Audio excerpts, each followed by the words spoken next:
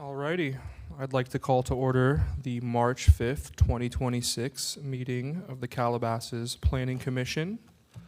We are missing Wendy Fassberg, the former chair, taught me almost everything I know in terms of chairing. Let's see how much that really is. This is my first meeting chairing 100% solo, so please give me your patience and keep me honest.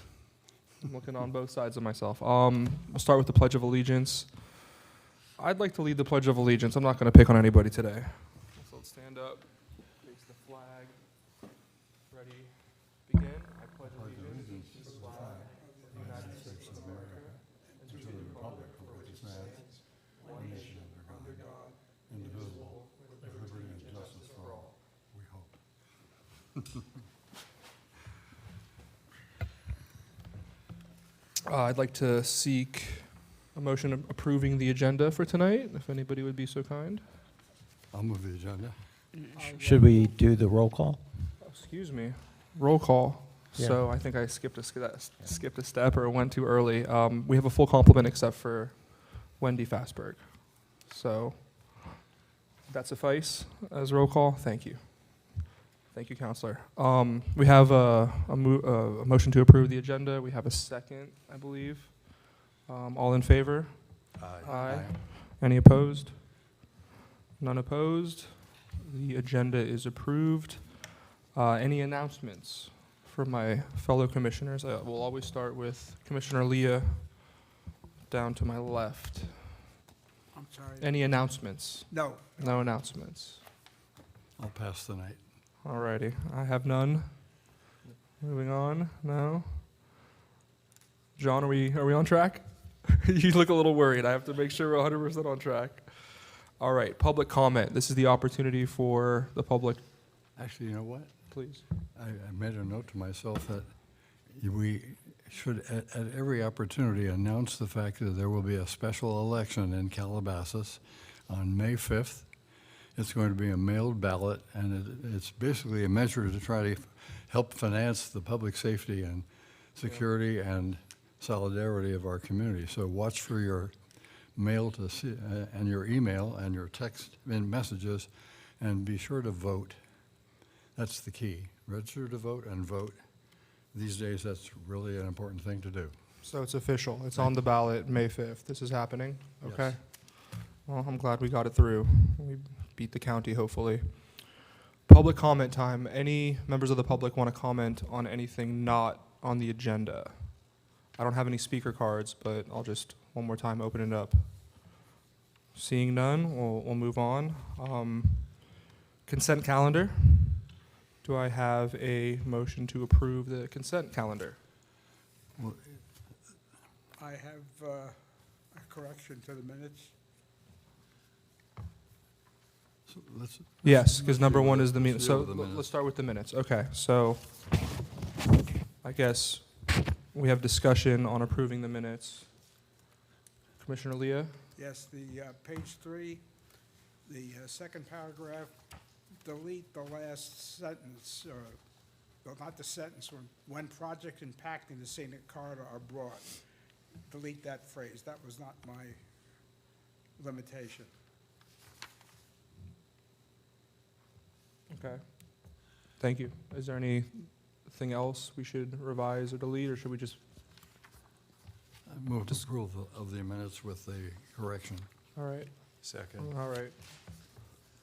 All in favor? Aye. Aye. And I did review the meeting from last. So we need to talk What? about item 2. Yes. Moving on to number 2 now. I'll move it, but I want to make a comment, and that is that we had a lengthy discussion of the circumstances. Mike? I've got it up. I don't know if you can turn it any louder or not. We'll see. You just need to put your Yeah. mouth Thank closer you. to the speaker, yeah. So I will move item 2 on the consent calendar, but with the acknowledgement of the fact that there was a considerable amount of discussion, not related to the project, but to the location of the project in the Highlands and the streetscape particularly the hill that makes it very difficult for anybody to drive and or build in this territory. And we also had considerable discussion, and the staff has included in all the conditions the things that can be done and assigned to the builder or the applicant, but it would be worth it to put on the record, which I'm doing, to say that the streetscape of the Highlands is in serious need of address because it's quite built out. And it also has a number of folks who would like to see one-way streets that actually would improve the safety, but I know that our Public Works Department and our experts are dealing with all of that. But I think we all approved of the project, which I'm in favor of. But we cautioned everybody to make sure that we don't drop the ball and wait too long to actually address the issues of traffic safety in the Highlands. And it's not the responsibility, obviously, of the builder, but to comply, obviously, as the conditions indicate. So I have moved to, and with that comment, if there's somebody who would second me, I'd be happy. Well, I would just like to follow up on that because I had a question about that. We did have a lot of discussion about the street, the safety and circulation, and Public Works said that they were going to put up no parking signs on that street, make it no parking because it is dangerous in a fire. The fire, I forgot who said it, but he said you can't even have a fire engine go down that street if somebody's parked there.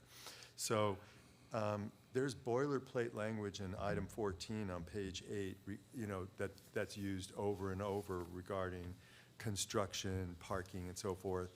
And I don't know why we need that when there isn't going to be any parking on that street. Can't we just prohibit parking, construction parking anywhere on that street?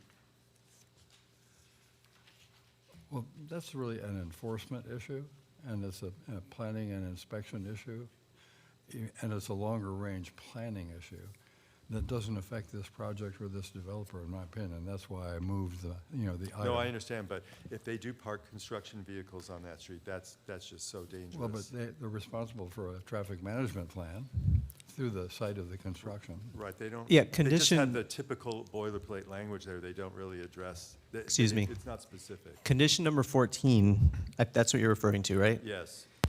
That actually would require the applicant to also work with our city engineer, because up in the Highlands, it's not just parking at the project site, but it could be parking around the project site. Yes. And so this would require them to work out a management plan where contractors would park, maybe down the street, not on Valley View or that street, but maybe at the park that's close by. Yes. And then shuttle people in or have them drive in. So this would require them to go through that process with the city engineer. And that's all good, but I just want to make sure they're not parking on this street. They could park on the lot, the site itself, Correct. but, And that would be handled with that parking management plan that they Okay, have to so there submit. is acknowledgement that there won't be.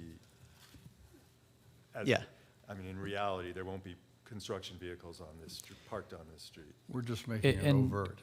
Commissioner Harrison, Yeah. and in that number 14, it does say no vehicles involved in construction of this project shall block the roadway at any time.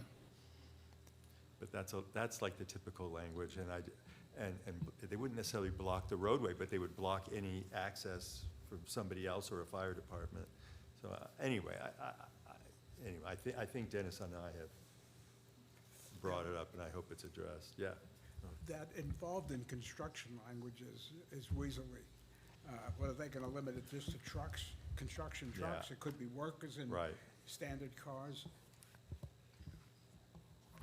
Well, no, I can say, Commissioner Harrison, Public Works did enhance this condition from what it normally reads. This is kind of boiler template language that we typically have, but we did specifically call for a traffic management plan. Okay. In addition to your typical encroachment permit, which is what this language typically only has language regarding to an encroachment permit, so we actually enhanced that to call out where specific vehicles are going to park, where traffic's going to be routed. Are they going to have someone holding a stop sign and letting cars go through. And so that process will will be reviewed by Public Works. Okay, good, thank you. Yes. I think Public Works was aware of the issue, so, Mm-hmm. okay.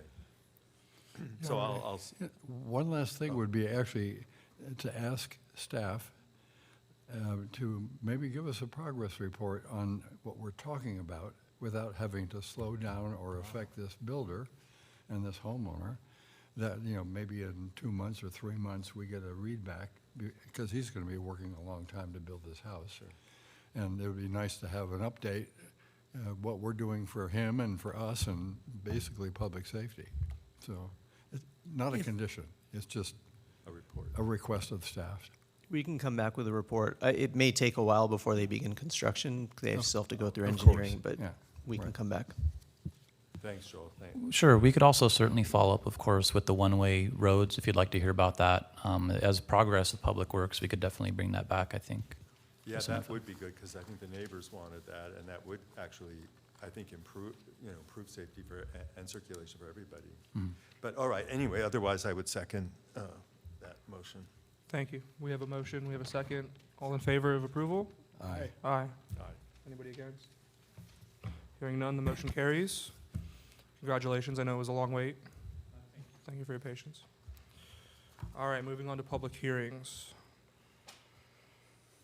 File number SPR 2025-10, a request for a site plan review for a 930 square foot addition, construction of a new 510 square foot garage, and a 724 square foot conversion of existing garage to living area at the existing single-family residence located at 3800 Prado del Trigo in the residential single-family zoning district. Do we have any reports on this? Yes, good evening, Commissioners. Let me pull up the PowerPoint.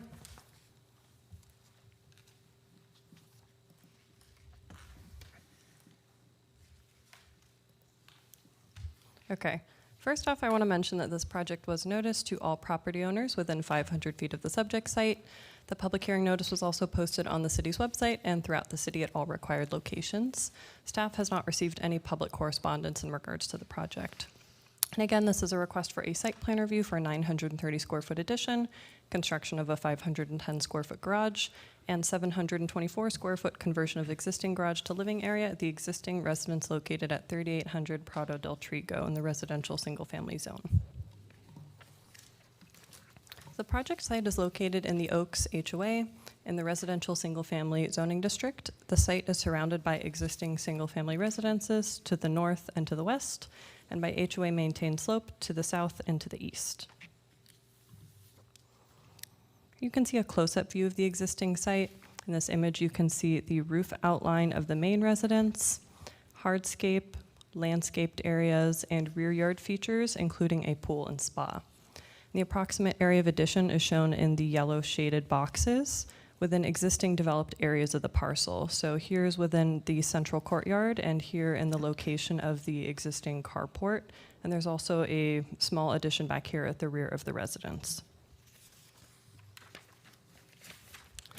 These are photos of the existing site. You can see here it's located at the end of Prado del Trigo, which is a cul-de-sac. On the left is the residence as viewed from the end of the street, and on the right is the front of the residence as viewed from that existing driveway. And here are more photos, just a little bit more close-up of the area of work. On the left is the existing carport, and on the right is the existing garage, which is behind the carport. So the proposed project includes a 484 square foot addition to the first floor, 446 square foot addition to the second floor, a 510 square foot new garage, and then 724 square foot conversion of the existing garage to habitable space. The project also includes exterior remodel. In Calabasas Municipal Code Section 17.62.020, it requires this project be reviewed by the Planning Commission since the proposed addition totals more than 1,200 square feet. Here we have the proposed site plan. I've cropped the plan a little bit for readability since there's no work proposed in the rear yard area, so that's what the legend is covering. The existing residence is shown in white here.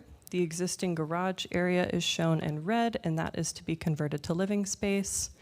The first floor addition is shaded in blue right here and right here.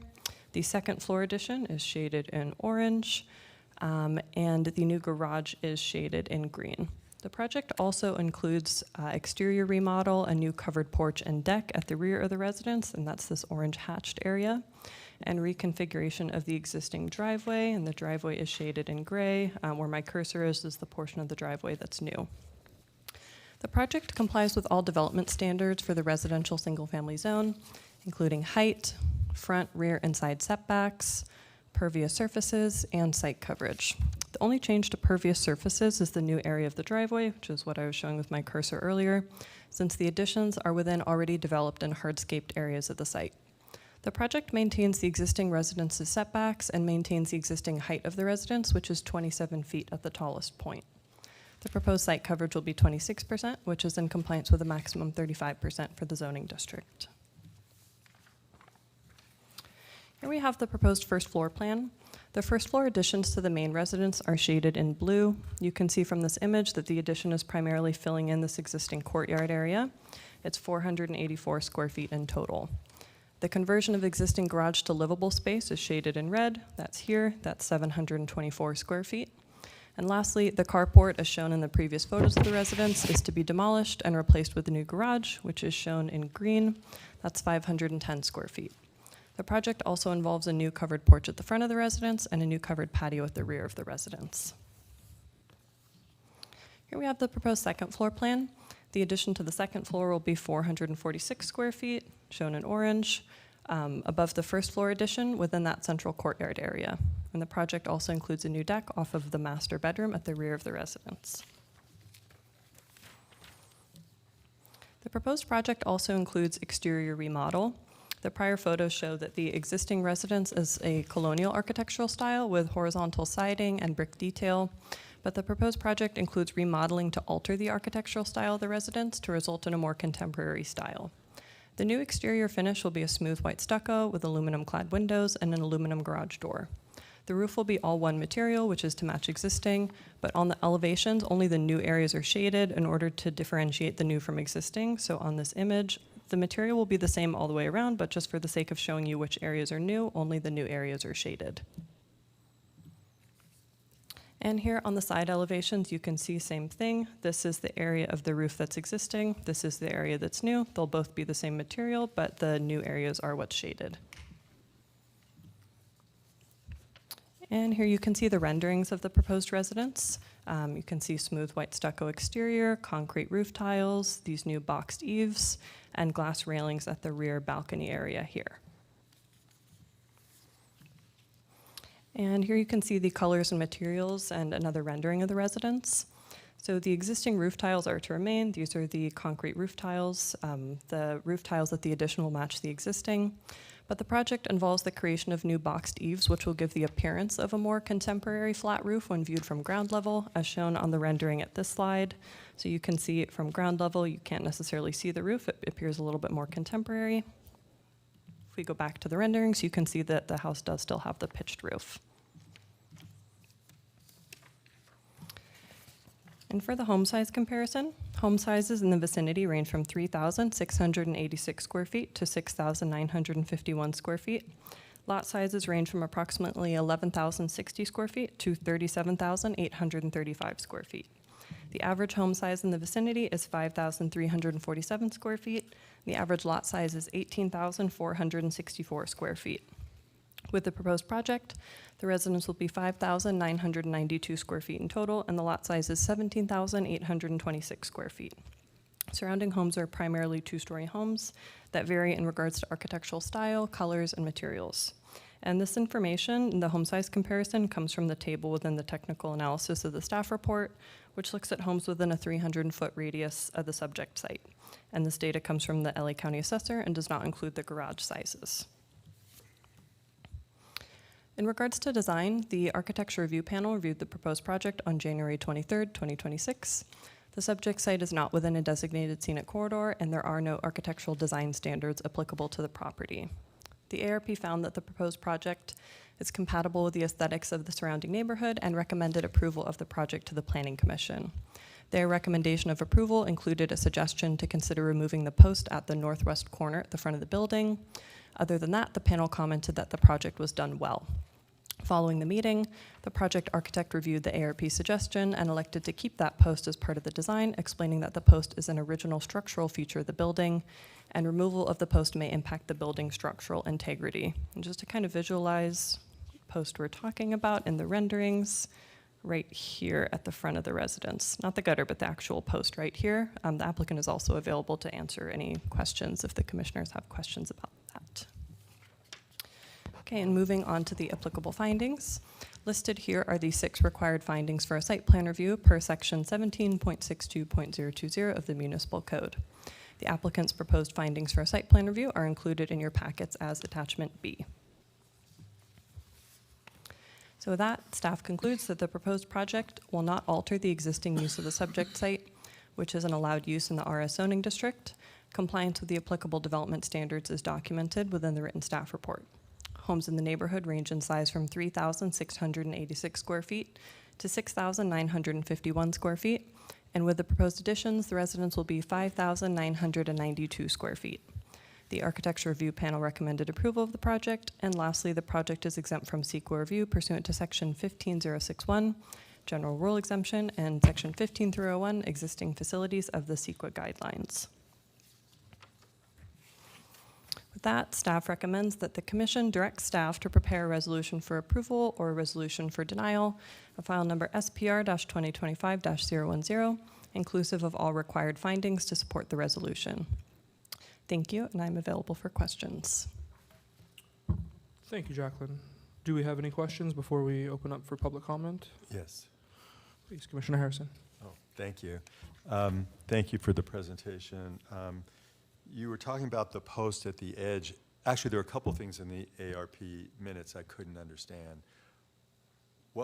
Those posts look like they're part of the home. What were they thinking? I mean, I don't understand. What did they recommend, actually?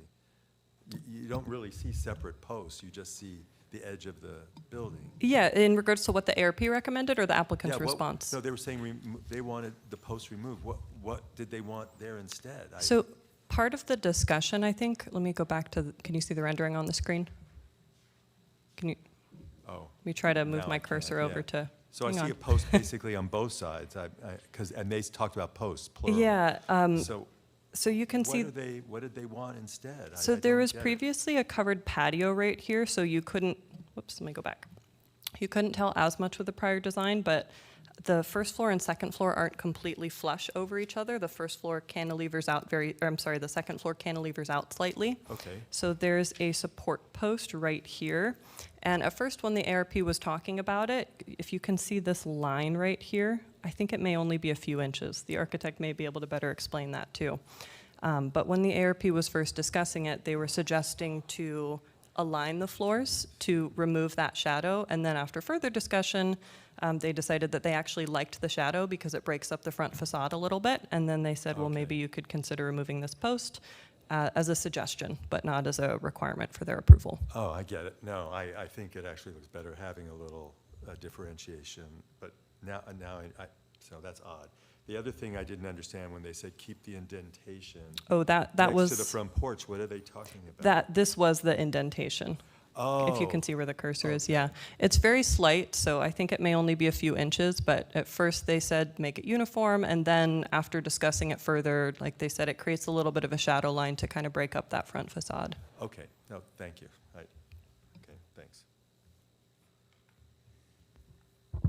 Any other questions from my fellow? Yes, I had the same issue that Michael did, and I'm concerned about the discrepancy between the minutes and the report. What did the architectural review panel say when the guy said, oh, the structural integrity? Probably didn't happen. Right, so that didn't occur at the architecture review panel meeting after the architect. So the architecture review panel's recommendation was for approval with a suggestion to look into removing that post. And then following the meeting, the architect had reviewed their suggestion. They could probably explain better, but I'm assuming you looked to see if it would work structurally to remove that post, and they determined that they weren't able to remove it. What did the ARP say about that? Regarding the structural integrity aspect, that didn't occur at the meeting. That was their recommendation at the meeting, was to consider removing that post. Don't you think it's important that that's our body, that we hear from them as to why they agree or disagree? I mean, Well, I think it's important to note that the ARP only had that as a suggestion. They didn't say that that was a doesn't matter. What criteria or a about requirement. Structural integrity. At the meeting, the architect wasn't prepared to analyze that suggestion at the moment, so it was just a follow-up. I'd like to hear what the IRP has to say about the issue of structural integrity. Since we rely on them so much, I think it's important to know what they have to say about it. It would be better to direct that question to the architect who's here at the meeting. No, the ARP, not the architect.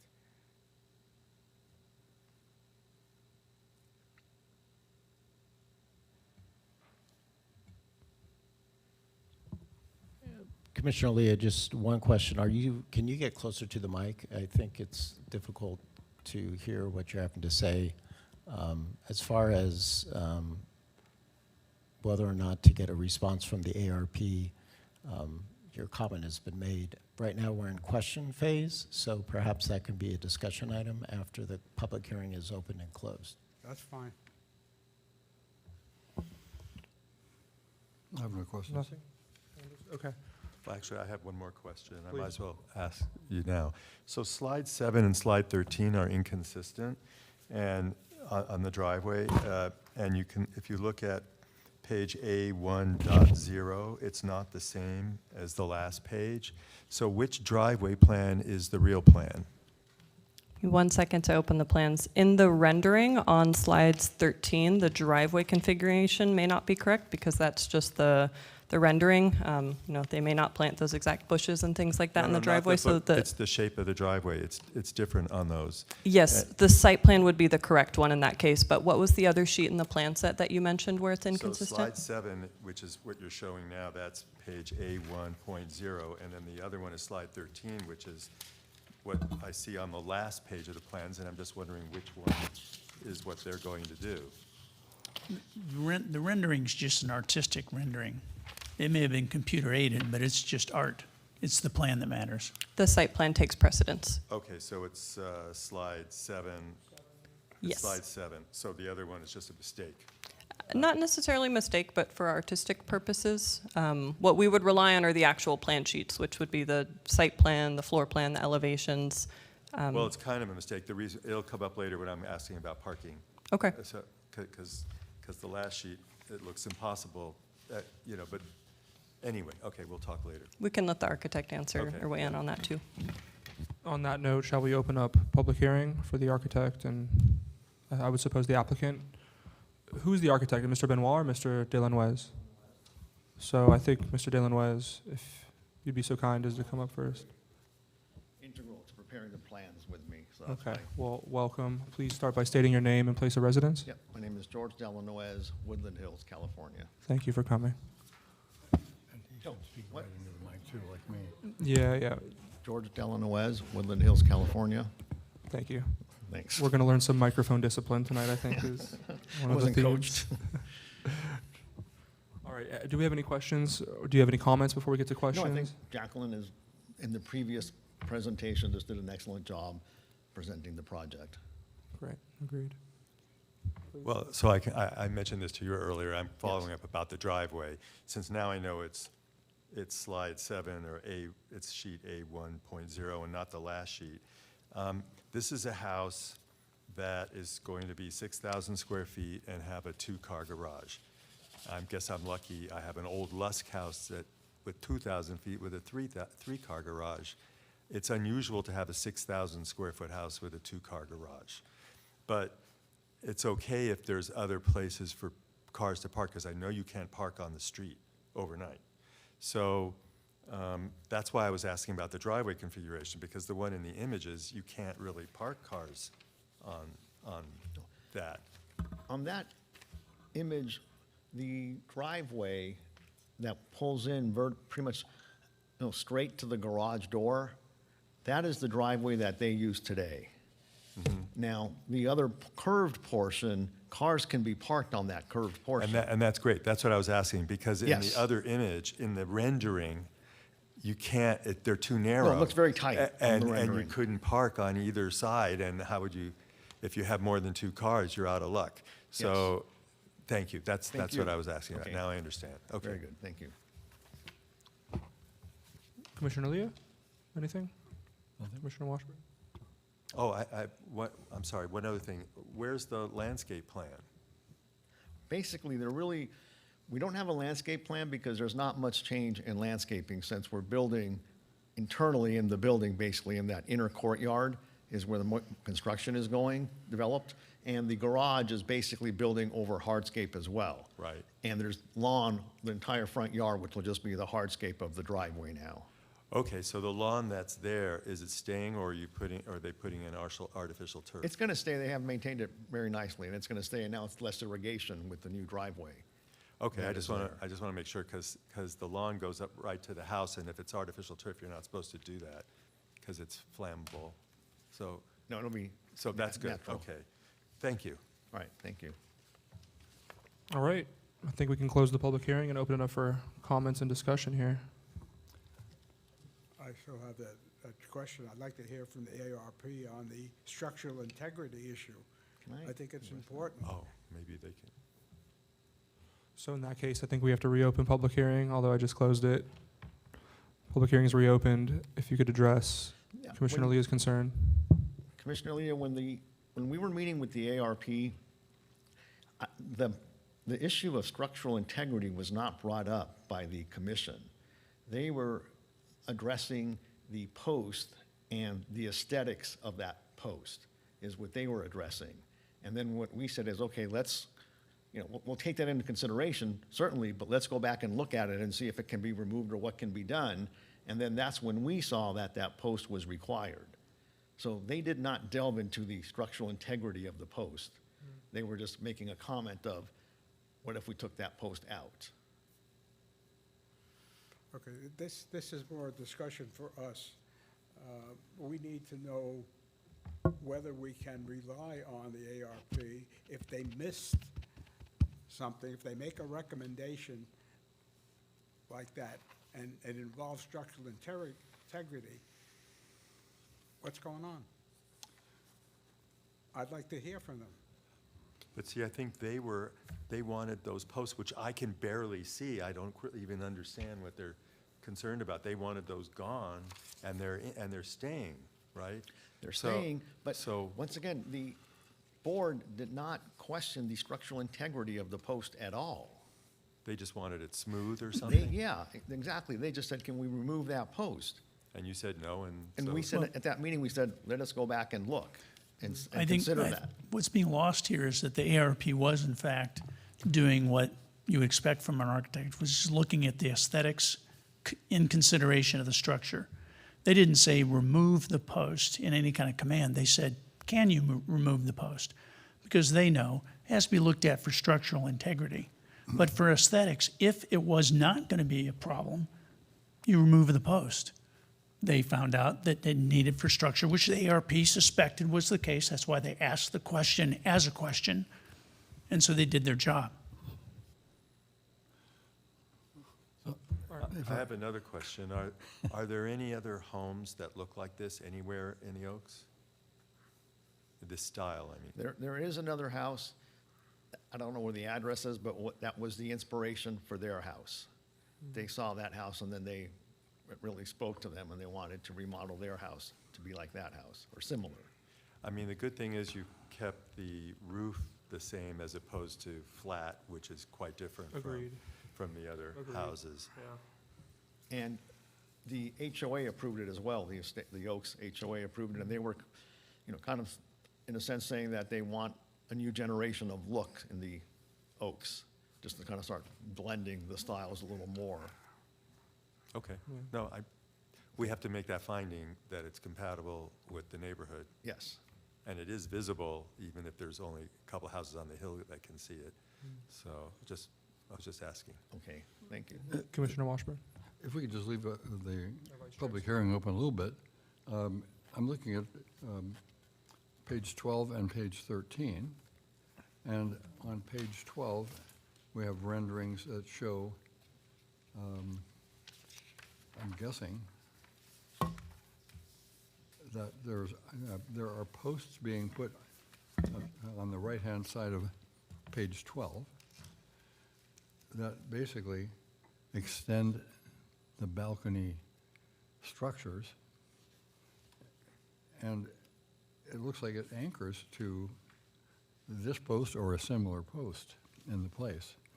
And wouldn't that, just from common sense, add structural integrity to the aspects of the house?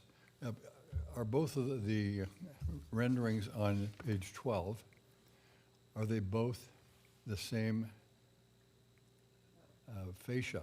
Are they the same building renderings? No, they're not. The one on the upper left is the front elevation, and then the one on the lower right is the rear elevation, that's the new deck Okay. that is being added to the So back of the house. I'm just misinterpreting in that case, because it seems like if there were balcony posts, you know, that are extended as in the backyard, Correct. there would be no question about structural integrity or whatever, because it would be a structurally different place. But that's not what they're doing, because the front porch on the left, on the top left of this rendering, it's recessed. Well, Isn't that right? no, that is a projection that cantilevers out from the main wall of the Right. building to give Right. us cover at the entry door. Does that affect anything that anyone might be concerned about in terms of structural integrity? No, the plans have been designed by a state of California licensed structural engineer, the structural aspects of it. Makes sense. Yeah. That's kind of what I was a little Yes. confused by which elevation I'm looking at, because I don't see either front or back. And I'm thinking that on the backside, if there were a similar problem with a post, you fix it with the balcony extensions. But on the front, it is a slight recession or a slight bump out over the. Correct, the second floor recesses in, the And first floor recesses It's just, in. it's the shading that's at the top of the first floor windows that is giving us all a little bit of difficulty here. But there's not a problem in terms of the, I guess, the earthquake proof or whatever. So No. that's, I think, what we're arguing about, but maybe needlessly, I don't know. But No, it's good to bring it It's up. a 'cause- valid concern, but it is Yeah. engineered to survive. Thank you, that's all. All right, is there anything further for the public to comment on? Okay, so I'll close the public comment section, public hearing section, and let's move on to discussion officially, comments, or if anybody is ready to, Well, I'll put a motion on the floor there we go. to develop a resolution for approval, but that's for discussion, obviously, so that gives us. Well, I'll second that, and we can open it up for discussion now. If there are any comments. If none, Take a time to vote. vote. All right, all in approval of Aye. aye. I guess I'll say aye. It's not, I'm not thrilled with the garage situation. know. It's just really a 6,000 square foot house with a 2-car garage. It's just. Well, they might come back and ask for a carport on the new driveway. Yeah, right, really, curvature. yes, whatever. Anyway, Make a that's- portico out of that's- it. Probably the next family expands into the back of the house with a garage or something. It's just, Yeah. no, I'm just saying, I'm sorry. Yeah. Commissioner Leah, did you vote or no? No, no comments. I'm good with it. So you vote Sir, for the your aye? motion. Yes. Okay, It's 5-0. carries unanimously. Alrighty. So approved, I guess. Staff will prepare that and have it back next meeting. Thank you for coming, All gentlemen. right, thank you all very much. Appreciate Thank it. you. Thank you. All right. Moving on, item number 4, an ordinance rescinding section 17-12-170 of the Calabasas Municipal Code regarding accessory dwelling units and replacing it with a new section, 17-12-170, regarding accessory dwelling units to align the provisions with current California law. I would imagine we have a report. The floor is yours. Thank you, Mr. Chair and members of the commission. We're talking about accessory dwelling units, probably no surprise, it comes up often. Well, it comes up often with the state, and you're about to find out how often. This is an ordinance that we have to do to be consistent with state law. And if we do not pass the ordinance, then our existing ordinance will be superseded by the state law. So we really have no choice. So we're going ahead and writing our ordinance to be consistent, but it's still our ordinance to get ADUs in the manner that we want, that is at least still consistent with California law. This ordinance is going to completely replace the existing code with the code that's attached to the ordinance. Both are exhibits to the written staff report. So the government code 66323, and that's a new number, by the way. They did renumbering, which I'll get to in a minute, requires ministerial approval of accessory dwelling units and junior accessory dwelling units, including size, setbacks, and local agency authority. It's basically a streamlining of approval for that bypasses local control to a large degree. Our current ADU ordinance was adopted in 2020. And then, of course, you know that we did the general plan housing element update 2021 and submitted that to HCD, and they approved it. They certified it as being consistent with state law. Then in December of just last year, we got a letter of technical assistance advising us of 46 different changes to state ADU laws since 2020 when we adopted ours, and indicating that our ordinance was non-compliant with the state law. We reviewed HCD's letter, and we wanted to verify to what extent we were inconsistent with the law after they listed a whole host of things that are in another exhibit to the report. And we found that to a large degree, we were in fact conformant with the law. But of course, we found some things we agree that were not consistent, and so some change was needed, and that's why we're here today. Now, we did also, and I want to refer to page 2 of Exhibit E, just to emphasize that point. We pointed out to HCD as part of our response that we did not agree with how in the ADU handbook they're interpreting the law. And so as we understand it, we're continuing to implement it per our own ordinance. A single-family property can have an ADU that may be attached or it may be detached, as well as a JADU. And so a property that would have an ADU, attached or detached, and a JADU would have 3 residences: the primary residence, the ADU, and the JADU. There are some, including at least some people at HCD, that believe that you have to accommodate a primary residence, an attached ADU, a detached ADU, and a JADU, which would be 4 units. We disagree with that position. That was communicated in this letter, so I just wanted to point that out.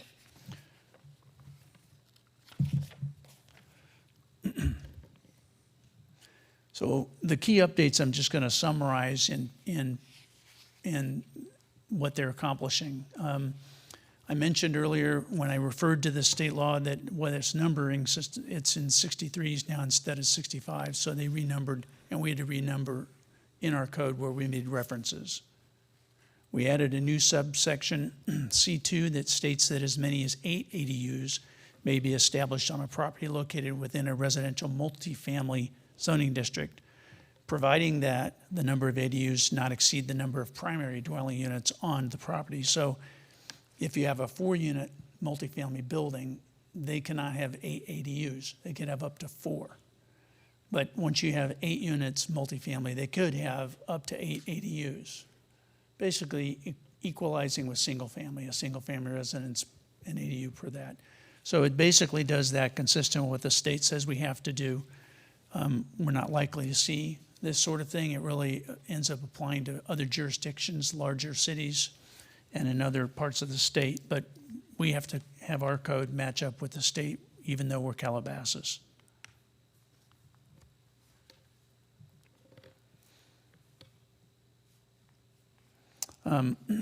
We've now specified that the stated maximums and minimums for floor areas for ADUs and JADUs are based on the interior habitable space measurements only. Mostly when you're talking about zoning standards and they're talking about square footage, that's exterior wall surface to exterior wall surface. And so the ADU aspect of things by state law now must be measured interior wall dimensions. Now, that may seem to be insignificant, but if you think of an 800 square foot ADU and a simple 20 foot by 40 foot rectangle would do that, just changing that adds 60 more square feet to your little housing unit, and 60 square feet can get you something when you're in that small unit. So it makes a difference for people that are, need a place to live, but it does mean we're doing our job a little differently, at least for ADUs. We have to measure them that way. And related to that, we added the definition of living space to the section because we now have to do the measurements for living space as opposed to the dwelling size, as we would normally refer to it. We added a section specifying that if the ADU or JADU share sanitation facilities or systems with the primary structure, then owner occupancy of the property is required. It doesn't matter which unit the owner would occupy, but you're on one sanitary sewer system or septic, it would be the first thing I'd think of. The owner's supposed to be there. Let me ask you a question. Tom, let me ask you a question about that. Are the water districts or sanitation districts weighing in on all of this kind of forced march on the ADU construction and junior ADU construction, et cetera? Because the load from the additional people that are on the same amount of land are obviously going to have to be recalculated by all the service agencies that deal with water supply and water, recirculation and whatever. Are we seeing any of that come to the surface in our exploration of the state legislature's intentions? I'm not aware of any of that specifically, but of course you'd have to bring in other factors over decades, which have included smaller household sizes on average and conservation practices that have lowered water use and reliance. So I'm sure from an engineering perspective, it may be worth looking into, but there'd be a lot of factors to consider. But nobody's talked to us from the water district. What I can tell you from the water district is that they go through, I don't know exactly what it's called, but it's sort of like a general planning process, but specific to the water district so they can anticipate their future needs. The last time I think they do it every 5 years or so, that's what I recall. When they do that, they reach out to the city and they ask us for our land use maps and our housing element update, which we provide them so that they can understand what the expected capacity is. And so our housing element, of course, includes ADUs as part of what we anticipate having built out within the city over the next RHNA cycle. Well, the reason I bring it up is that if everyone looks at their bill monthly from the Las Virgenes Municipal Water District, there is a charge for the number of people that are on the meter, essentially, but that's intake.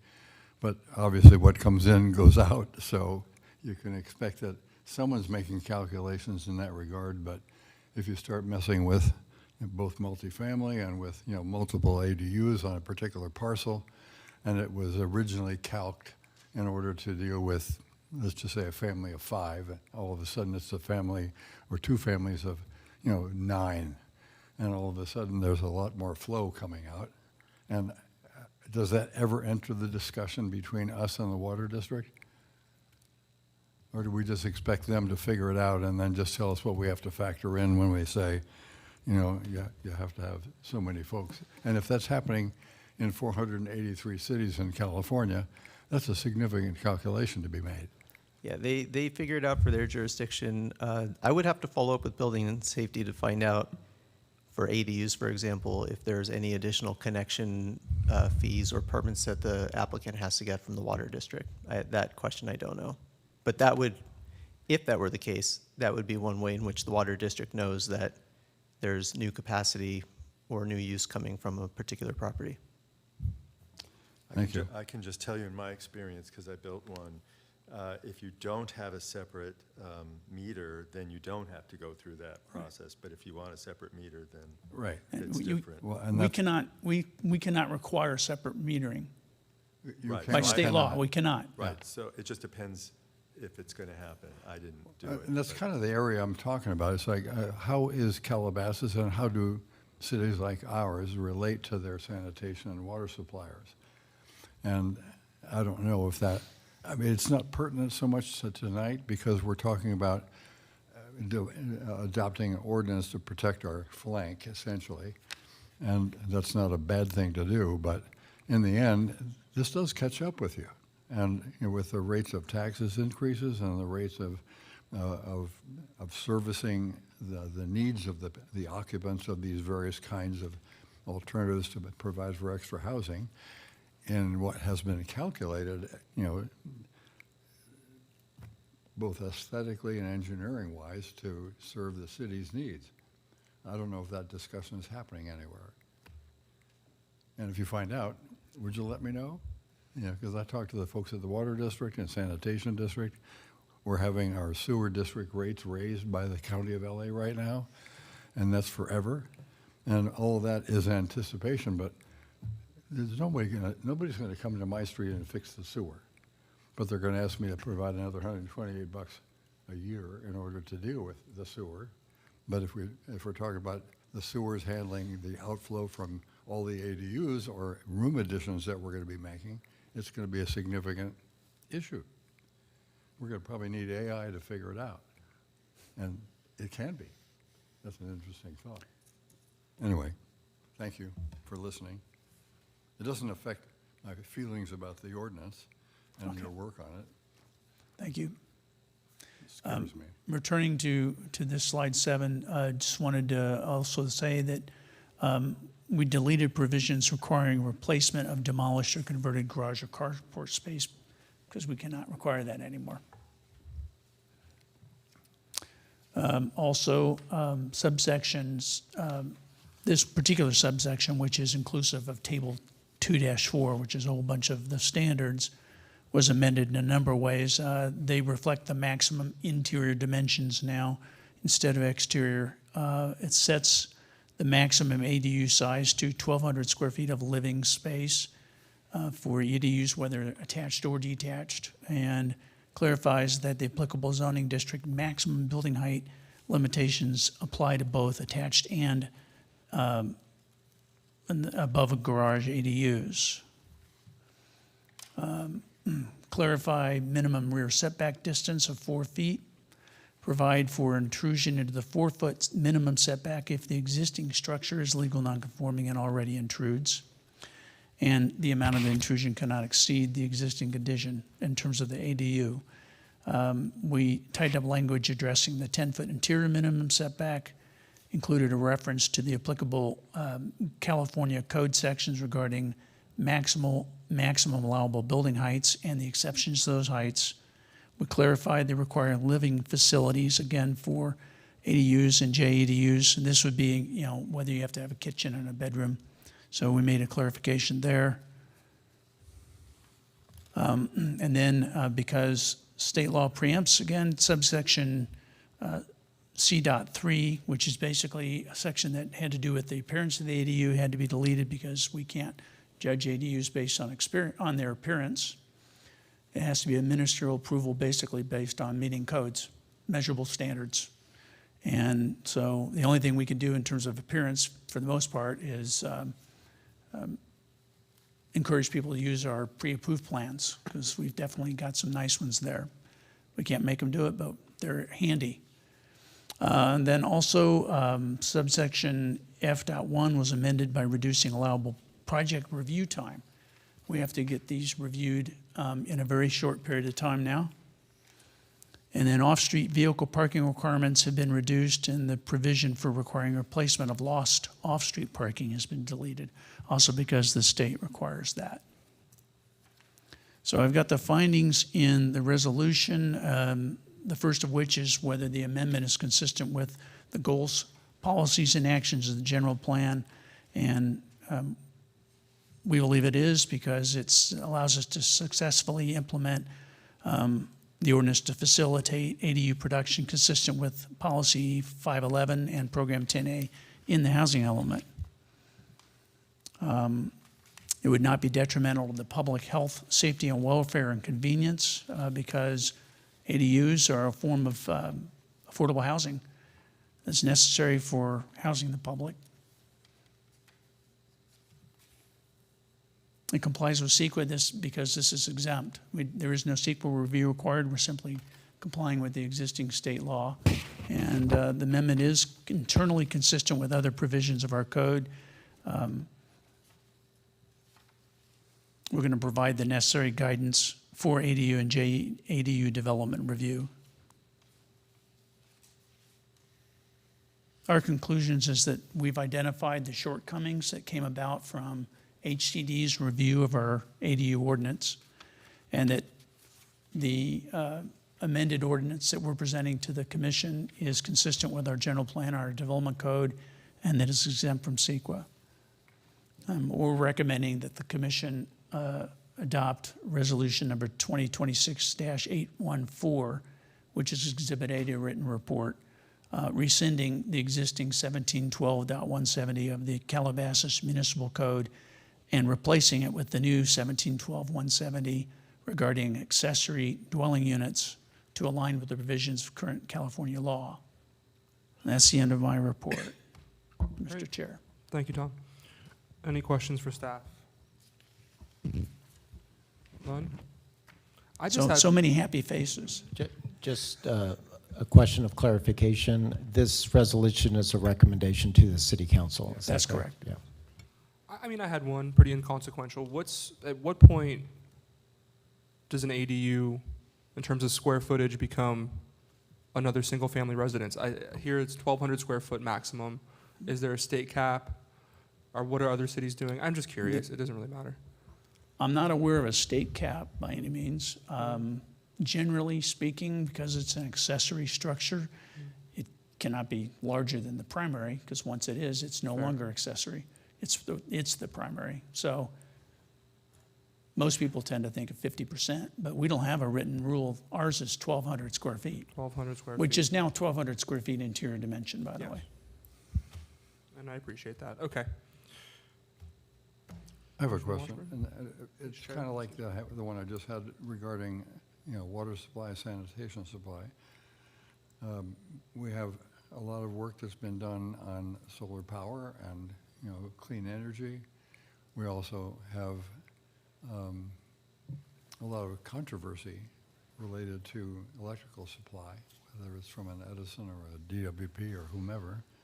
And the same thing applies, I'm sure, to gas supply. With all of these changes, are they getting, who's getting down to the engineering side of this when it comes to us having to deal with worrying about being made poster child for violating the ADU law of California? And how does electrical supply for the additional people and the additional buildings, because it goes, and the same thing with, natural gas supply until it gets outlawed by cities like Agoura Hills after 2030, or they're going to try.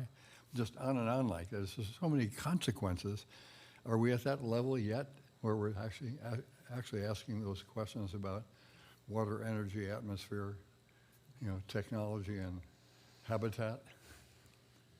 And Well, dealing the with all this question- ADU, attention getting. It's just, we have 38 new laws in the past 4 years that are making us jump through hoops so we can continue to update our ADU law in order to keep up with everything that Sacramento is dreaming up in order to get reelected? I don't know, I'm taking that as a kind of esoteric question. I'm not It sure is I an have the esoteric answer. question, but it's on purpose. I mean, 'Cause we do- ADUs are in something that, Calabasas, we think about that stuff, and you have done a great job in dealing with the update of this ordinance. I don't even know if it affects the model,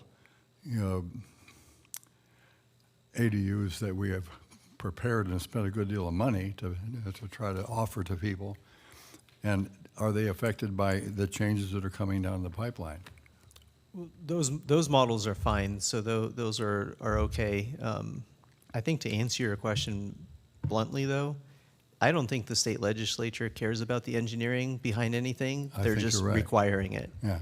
And we have an obligation to follow state law.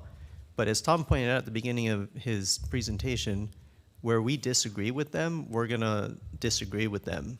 Because they said, we want you to adopt an ordinance that allows 4 ADUs or 4 residential units on a property.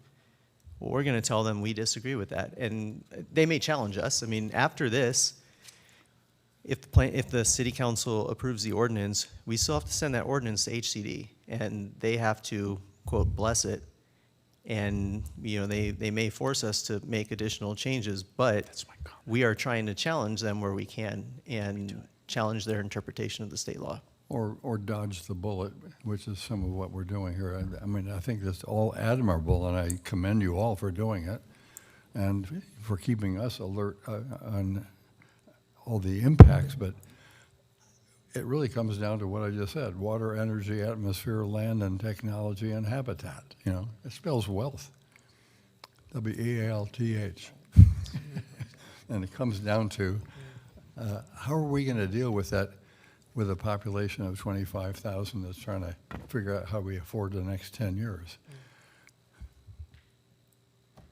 Maybe even a good argument to make to our own voters to say, hey, let's join the staff and stay ahead of this thing, and let's get enough money out of the tax increase that people like to come to our city to take advantage of. It'll be fine. I'm getting another plug in there. Sorry about that. Thank you, Vice Chair Washburn. Thank you, Director Klein, for the bluntness. I think I would agree, frankly.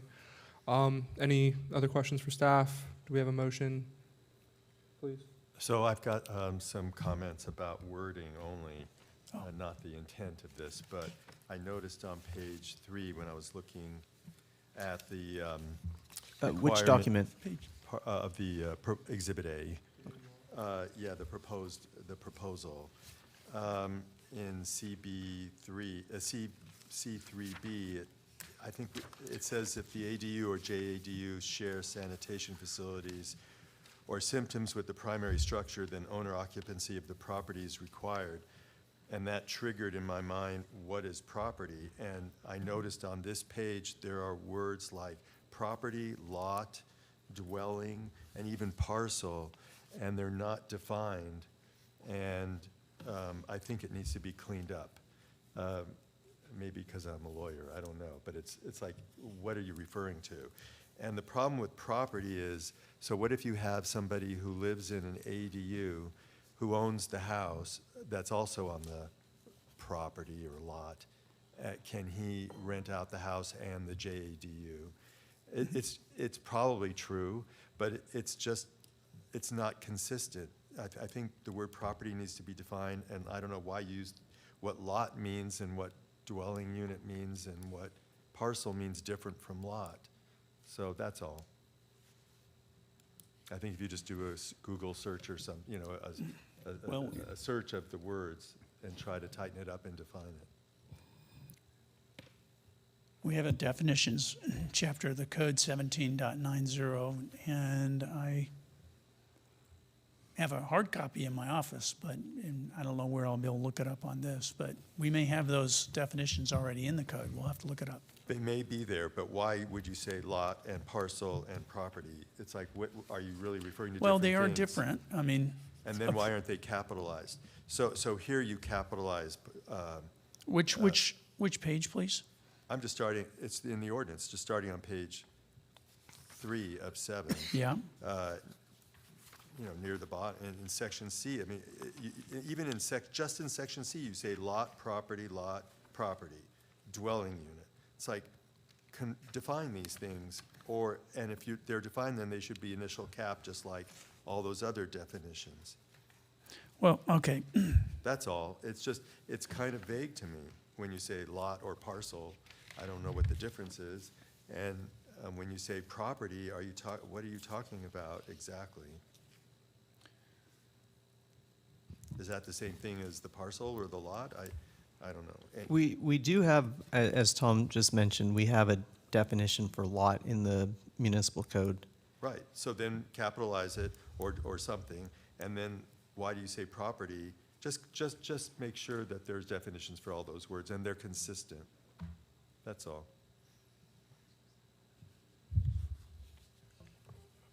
So my We'll be instinct sure to is- have it consistent. Yeah, my Thank you. instinct is to agree, but now I'm wondering how can that be exploited against the city in any way? I mean, in terms of just good form, yeah, I would agree. Have it capitalized, have it uniform. Why change words around? But how can it be used against us? How can this come back and bite us? You know what I mean? I don't know, because I don't know what the real intent was. That's why it's kind of vague. Fair. If you find out what they really mean here, Hmm. then Fair. yeah, I don't see how being consistent could hurt Yeah, you. yeah, just in terms of good form. I mean, it is law. If we're gonna write law, we might as well. I'm with you. Yeah. I'm with you. Overall, I'm with you. Is there anything else? I will tell you that in terms of, I tried to use whatever word the state law used. And so if there were differences within the state law, that might be reflected here as well, but we will definitely clean it up as much Yeah, as it we doesn't can. matter which one, but just if you're just consistent, so it's clear, so. Okay, We could work with the city attorney to make sure it's clear, but again, just getting back to our definitions, we have a definition for lot, and then we have a definition for parcel, which says see lot, so that connects back to those two as basically one. Yeah, so the capitalizations, I think, comment still stands, and I would agree with that. I don't know if it's a reason enough to vote against recommending approval for city council or drafting, as long as we make this comment. Is there anything else in terms of spirit or letter of the law that we have an issue with? Chair, I did want to make a point with regard to the fact that the state law is not consistent in the way they use the terms. They use lot, Well, they we can use do better parcel. than them. But the challenge, and I'll just say this, is if we use a word different than what HCD is looking for, they may very well call us out and say, why did you use this term as opposed to this term? Language Our police. statute says this. So often, when we're drafting the local ordinances, we're trying to mirror the language in state law as closely as possible.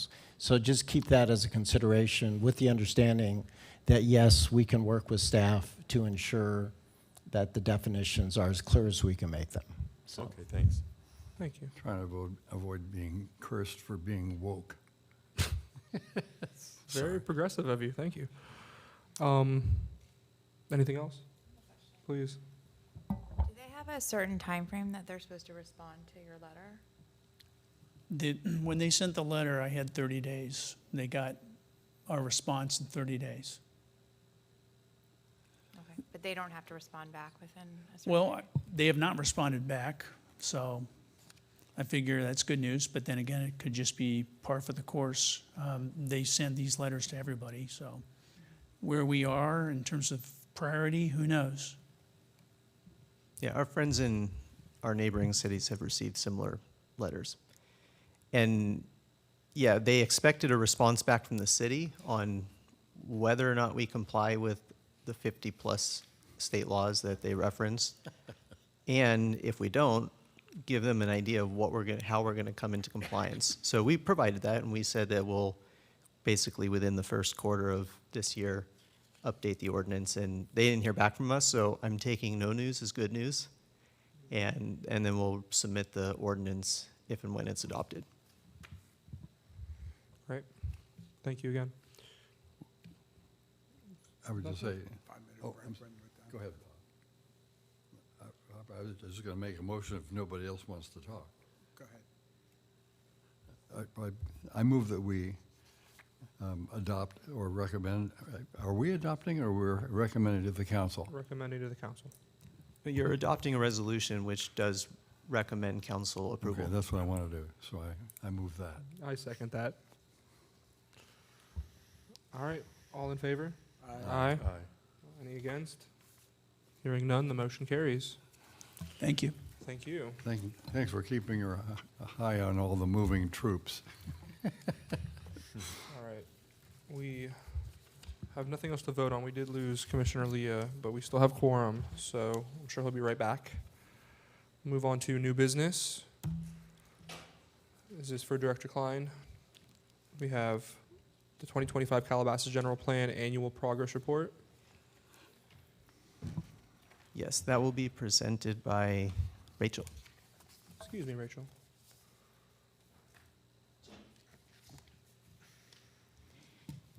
Good evening, Commissioners.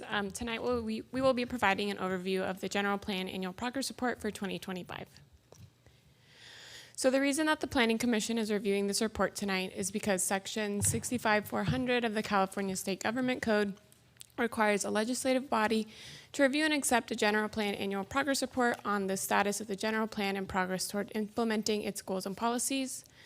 The Calabasas Municipal Code stipulates that the Planning Commission shall render an annual report to the City Council on the status of the general plan and progress in its application consistent with state law, and provides local legislative bodies and the public with information regarding the implementation of the general plan for the city. So the reporting requirements for the annual progress report include submitting the annual report on the status of the city's general plan to the Governor's Office of Land Use and Climate Innovation, or LCI, and to the California Department of Housing and Community Development, or HCD. 2, must present the annual progress report to the local legislative body for its review and acceptance prior to submission to LCI and HCD. And 3, must provide information on the city's progress towards implementation. LCI does not mandate that every single element of a city's general plan be included in the APR, but it provides general guidance. So to provide a little bit of background on the city's general plan, the first general plan was adopted in 1995, and then the first development code for the city was adopted in 1998. And then the City Council adopted the updated 2030 General Plan in 2008 to provide clarity on the implementation of the general plan policies. And that update also included establishing the 7 mandatory elements, which are land use, housing, open space, noise, circulation, safety, and conservation, as well as voluntary elements, which are community design, parks and recreation, cultural resources, and services, infrastructure, and technology. And since the adoption in 2008, there have been other updates made. In 2021, a final environmental impact report was adopted by the council. In 2022, the revised 2021 to 2029 housing element was adopted consistent with state law. And then in 2023, an updated safety element, circulation element, and implementation chapter of the 2030 general plan was adopted, also consistent with state law. Looking ahead, the city plans to begin the process of updating the current general plan in the next few years by utilizing the funding from the city's general plan maintenance fund, which is a fee that is charged for each planning and building and safety permit. So the general plan allows land use and policy decisions to be made within a comprehensive framework that emphasizes and promotes public health, safety, and quality of life for the residents of Calabasas. The annual progress report provides a list of actions taken by the city to implement the 7 mandatory elements of the general plan during the 2025 calendar year, as required by LCI. And the 7 mandatory elements that I just mentioned are land use, open space, conservation, housing, noise, circulation, and safety. The comprehensive list of all actions taken from January 1st to December 31st, 2025, along with the element and applicable policy numbers, are included within your packets in the report provided as Attachment A. So the recommended action is that the commission receive and file the report and direct staff to forward the 2025 General Plan Annual Progress Report to the City Council. And for our next steps, we plan to continue bringing this report annually back to the commission in February or March each year, as the reports are due to LCI and HCD in the beginning of April. And that concludes my presentation, and I'm available for questions. Great. Thank you, Rachel, and welcome back. Haven't seen you in a while. Any questions for staff? Please, and thank you. Turn that on. Thank you for all the work that went into this. I appreciate it. But I've got some questions on pages 5, 9, and 10. So on page 5, and these are like projects, but they're the very first. What do you call those bullets? I don't know what you call those things. Anyway, what is that? Is that the Craftsman annexation? It's like you just say the annexation. I don't know if that's what you're talking about. Yes, that is the Craftsman's Corner So can you annexation. just put in the word? I mean, so people know what that is. And then, let's see, 1, 2, 3 down from that, in the Hello Kia car one, on the second line at the end, it says resulting in no new. Probably, I guess it means in no new. And then on the one below that, again, it's not identified which one application in process on AHO, housing overlay site. Are you talking about the Cruzan project maybe next door? I don't know which one that is. Michael, Yes, what that is- page are you on? Oh, I'm sorry, on page 5. Okay. Are you talking, is that what we're talking about, the one over here? Oh, okay, so can you sort of reference that? Because it's, and then on page 9, I think it's the same issue. Near the second one, the second bullet, or whatever you call it, from the bottom. Sorry, you said page 9? Yeah, page 9, and I don't Okay. know what that is. It's like an arrow, I guess. Anyway, the Yeah. second one from the bottom, Also Craftsman's Corner. I think yeah, I thought that would be. And then on page 10,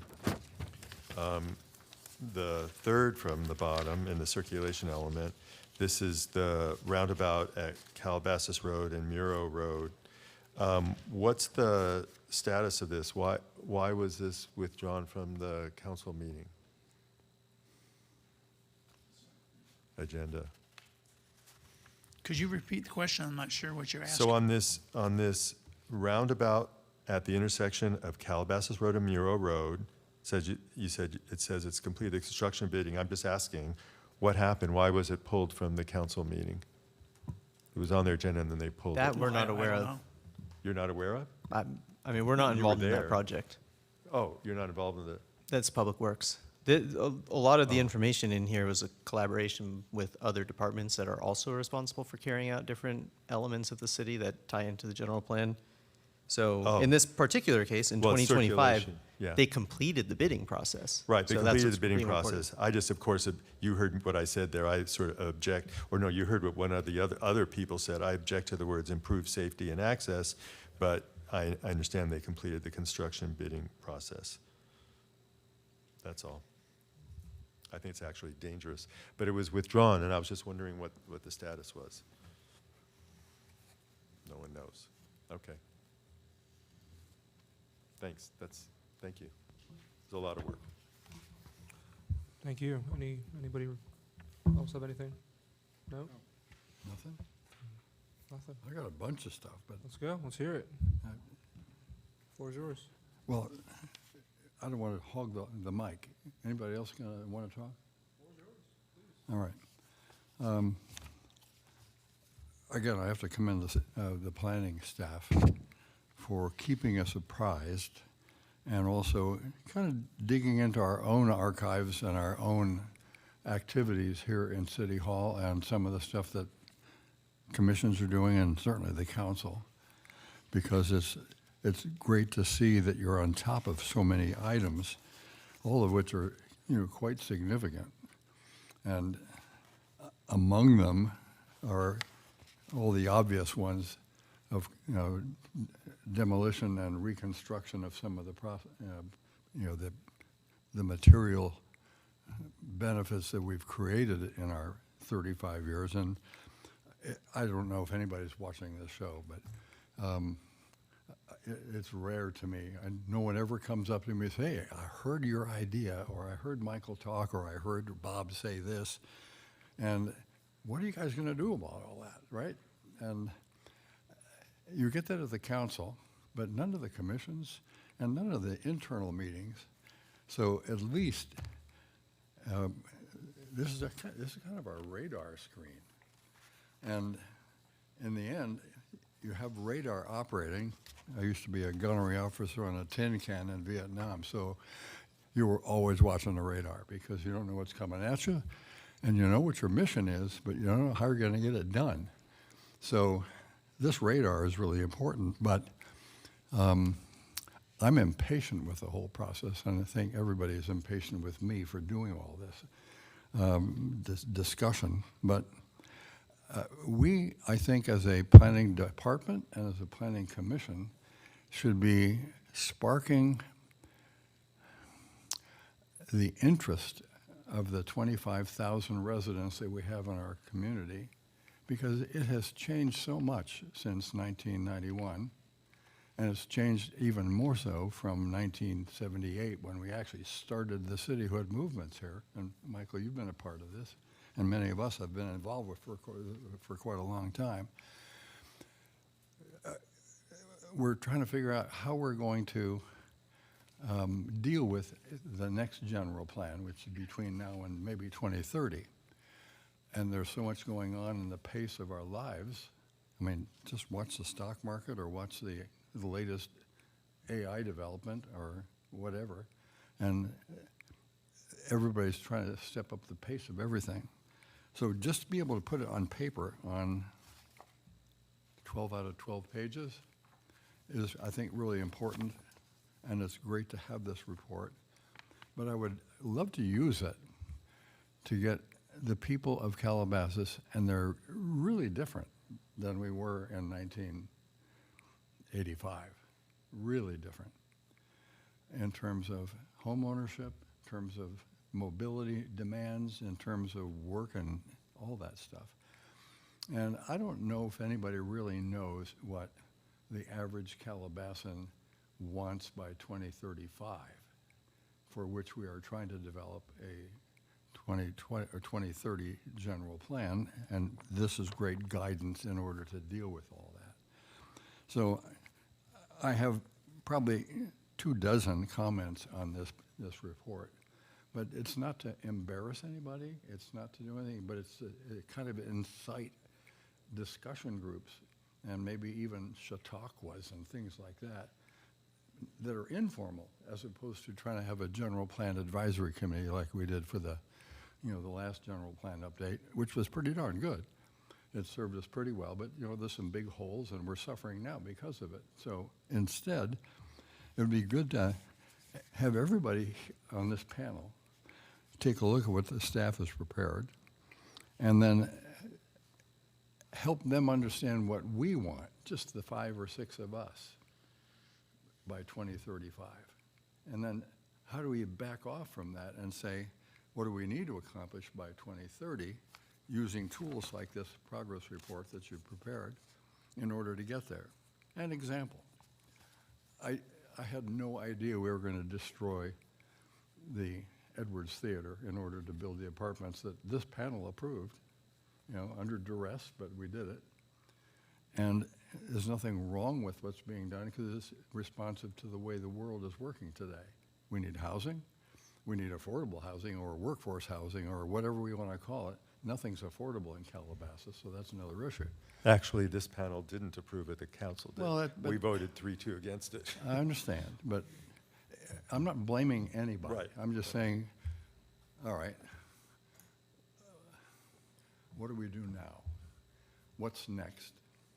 And there's no right answer, no wrong answer at this point, but we need an outcome because we have to actually codify it and then determine how we're going to afford it and how long is it going to take to get there and what tools do we have now. I mean, I could toss the questions I have in my mind into an AI platform right now, and I could come up with maybe a 50% plan. Is 50% okay at this point? And it'd be ready when I got home. I mean, that's the way we're having to deal with it, but it's not pure, it's not legal, it's not in response to the CDC or the HCD or anybody. But all that matters. So I would recommend that, well, now we're going to receive and file this report, so I will move to do that. But along with it, I would recommend that we find ways that we can incite or ignite the discussions of what we want. And not just the old guys like me, but people who are 19 and we hope they come back, or people who are 35 and they're demanding on schools and water supply and everything else. And that's what our staff deals with all the time. And they do a marvelous job of it, in my opinion. But we have almost no idea of what's happening to the desalination experiment that's going on in the the Las Virgenes Reservoir in Westlake Village, you know, up near Three Springs. That's where our water supply is. And we have a desal unit that the water district does, but we're the ratepayers. So they're literally demineralizing the water in that reservoir so that it's pure. And then when it gets purified before it goes into the water system to us, it could be that that's going to provide us with 10 or 20% of our potable water in 5 years. And that's about the time we're saying, hey, what's our general plan talking about there? Are we looking to think about the world in conservation of water, or are we looking about conservation of resources, which is everything? So I'm rambling, but at the same time, I'm asking us, the 5, 6 commissioners, to read this thoroughly and then cast yourself into the future. And then how do we get other people in this community, which is kind of unique in my opinion. And geographically, we have unique characteristics. So we can promote these kinds of discussion groups. It happens all the time in the library and at the senior center now. They're talking about what are they going to do? Not about the general plan, but about the plans for their particular segment of the society. Well, we have the job of dealing with that. It's all that. So I did make the motion to receive and file. And if someone wants to comment, great. If not, I would just challenge us all to be insightful and igniting the imagination of the people who live here, if they want to stay here and be here in 2035 when the result of our work and our staff's work is going to actually show up. There is a second part to the requested recommendation, and that's, the first part is receive and file. The second part is to direct staff to forward the general plan progress report to City Council. Well, they're so busy with so many things right now that what I just said is going to be, oh, that's a Washburn again, you know, shut up. But the truth is, even though we're all so busy, there are tools to help us get a little grip on this thing, like I said. And most of them are in your hands because the planning department does a lot of this. And it might even affect, you know, Moreau and Calabasas Road as an example. I mean, because it needs to be resolved, but are we resolving it for the rest of the world or for us? And right now, if you stand on the corner of Eddingham and Mulholland Highway, anytime during school rush, there are 6,000 students coming to the schools on Mulholland between Gelson's, or actually between Louisville and Viewpoint. What's it going to look like in 2035? How are they going to get there? And we've got 1,200 students permitted into those schools from Los Angeles because it's a money thing. And what are we doing about that? And is that going to continue, or is that going to be, you know, are they going to fight back in LA Unified? I mean, just on and on like that. So if we do some supposing that happens, or supposing we do that, now's a good time, and this is a great starter. That's all I'm saying. And I'll give you my notes so that you can maybe see where my head's at, in addition to just trying to ignite our own imaginations to make it happen here. But thank you for this. And I guess you have to, you know, it's worthy to send to the council if that's the other thing you need to have done. But somebody else should make that motion. There were some recommendations from Commissioner Harrison on some edits, so I would, if you want to vote that way, I would recommend that it would include with the modifications suggested. Okay. That's to identify those, Yeah. to make it clear what those It projects was are. 3 things, right? Yeah. And then they're on the If record. Rachel- I went a typo, yeah, but Rachel, Okay. yeah, she identified, she said what they were. So those are on the record, so we don't need to specify that again? Just mention okay. Withstanding Commissioner Harrison's catches and suggested edits and revisions, I'd like to propose a motion to receive and file this commission and to send off to the council. Do I have a second? Second. All in favor? Aye. Aye. None against? Motion carries. I would just say, it's great work to see it in 12 pages. And it should excite us, and it should also scare the heck out of us. I mean, we spent all this time on just dealing with the housing stuff that's coming from people who don't know anything about our town's needs and interests. Anyway, thanks. What's next?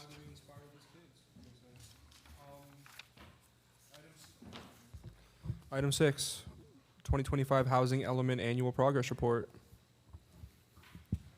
Who do we have up next? Jacqueline? Yes, good evening again, Commissioners. Okay, tonight I'll be presenting again on the Housing Element Annual Progress Report for the 2025 reporting period. So state law requires that the city file an annual progress report regarding the implementation of our housing element to the City Council, to the Governor's Office of Land Use and Climate Innovation, LCI, and the State Department of Housing and Community Development, HCD. The law also requires that the report be considered at a public meeting before the City Council in order to give the public an opportunity to comment on our progress. For the Planning Commission, this report is for informational purposes only. In years past, the report has only been provided to the City Council since that's what's required by law, but going forward, we will provide this report to the Planning Commission as well, just for informational purposes, along with the annual General Plan Progress Report.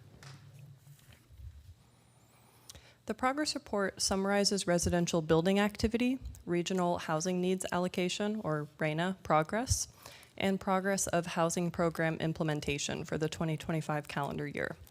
This report is prepared on tables and forms provided by HCD and using definitions adopted by HCD. And the table shown on the slide summarizes entitlement activity for 2025, which is the number of units that have received planning approval in the prior year. So as you can see, we had 0 acutely low income units entitled in 2025, 2 extremely low income units, 4 very low, 2 low, 0 moderate, and 7 above moderate, for a total of 15 units entitled in 2025. And the majority of the extremely low, very low, and low income units you'll see in these tables are ADUs and JADUs that a property owner has informed staff that they plan to rent out for either a specified dollar amount or $0. These are not deed restricted affordable units, so these are not required to be kept at whatever that specified dollar amount is. A property owner could change their mind in the future. So for that reason, HCD's table does require the city to differentiate between a deed restricted affordable unit and a non-deed restricted affordable unit.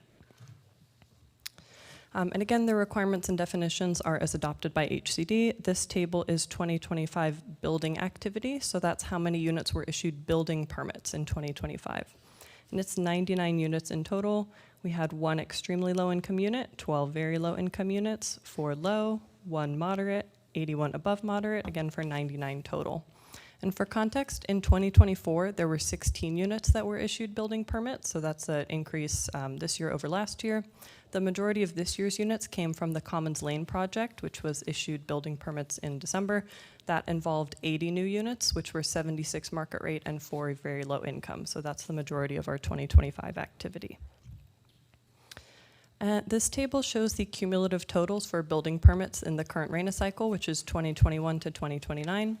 As you can see in the table, we have exceeded the targeted number for above moderate income units, but we still have units remaining in the very low, low, and moderate categories. Once we've met the assigned number for an income category, any further units issued permits in that category are not counted towards our RHNA, which is why the total row at the bottom doesn't add up. So for above moderate, for example, if you look at this row right here, we've permitted 107 units total in our RHNA cycle so far. We were only assigned 81. So we essentially have no remaining in that category, and although it's counted as units permitted, it's not adding towards our RHNA. So that's why the totals at the end don't add up. It's only the amount that are assigned counts towards our RHNA allocation. And additionally, since acutely low and extremely low are new this year from HCD, they were not part of the assigned RHNA in 2021. Any units that were permitted in the acutely low or extremely low categories are just lumped in and counted along with the very low category. So for example, our very low allocation is 132 units. And any units permitted in the acutely and extremely low categories count. So our very low remaining is the total of very low, extremely low, and acutely low for 113 remaining in total. It's likely that the next RENA cycle will include an allocation for these two categories of acutely and extremely low. HCD has not specified yet, so in the meantime, they're all lumped in with very low. And to define the difference, acutely low is 0 to 15% of the area median income. Extremely low is 15 to 30%. And very low is 30 to 50%, I believe. Whereas anything previously below 30 used to just all be counted as very low. Now they've separated it into individual categories. So we are in year 5 of the current RENA cycle, and about 1/3 of our required RENA total has been issued building permits. And just an update on our housing element sites. This map shows our 2021 to 2029 housing element multifamily site inventory. We have 12 sites in total. I'll just read them very quickly. Number 1, the Rosnick office building. Number 2, the Rancho Pet Kennel. Number 3, parking lot next to City Hall. Number 4, vacant site in Old Town. 5, the Las Virgenes shopping center. Number 6 is the church site off of Las Virgenes. Number 7 is the downtown offices off of Calabasas Road. 8 is the Avalon Apartments. 9 is the Agora Road office buildings over here. 10 is the Muro Road office buildings. 11 is the Commons Shopping Center, and 12 is Craftsman's Corner. So we have an update on just a few of the sites. Site number 11, the Commons.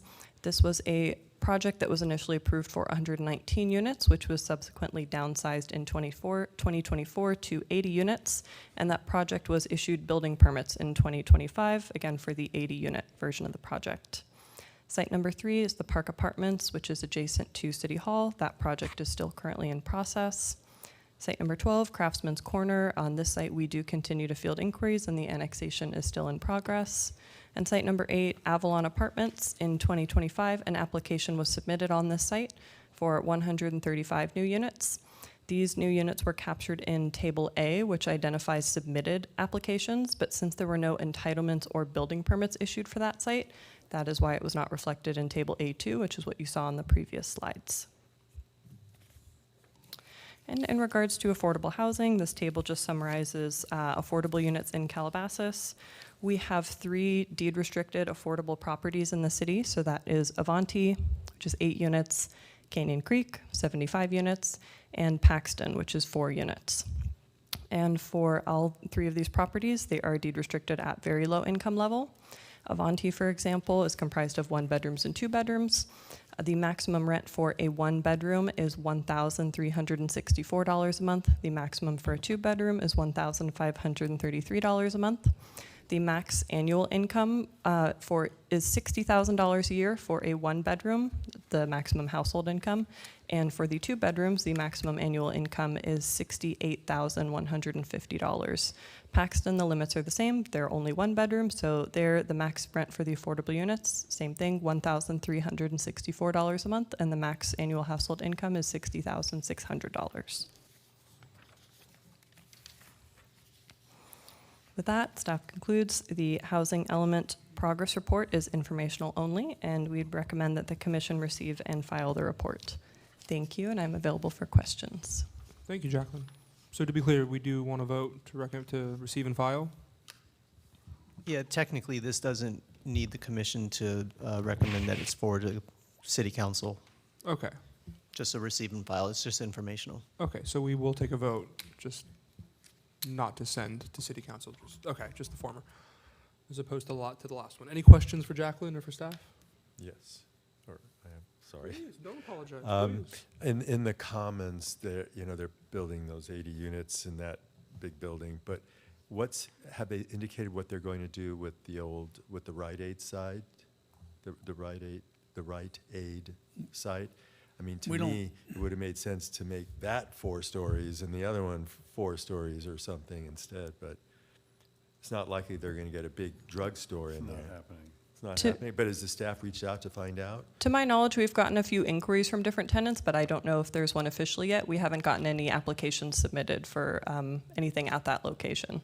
But has the staff reached out to Caruso and suggested housing there?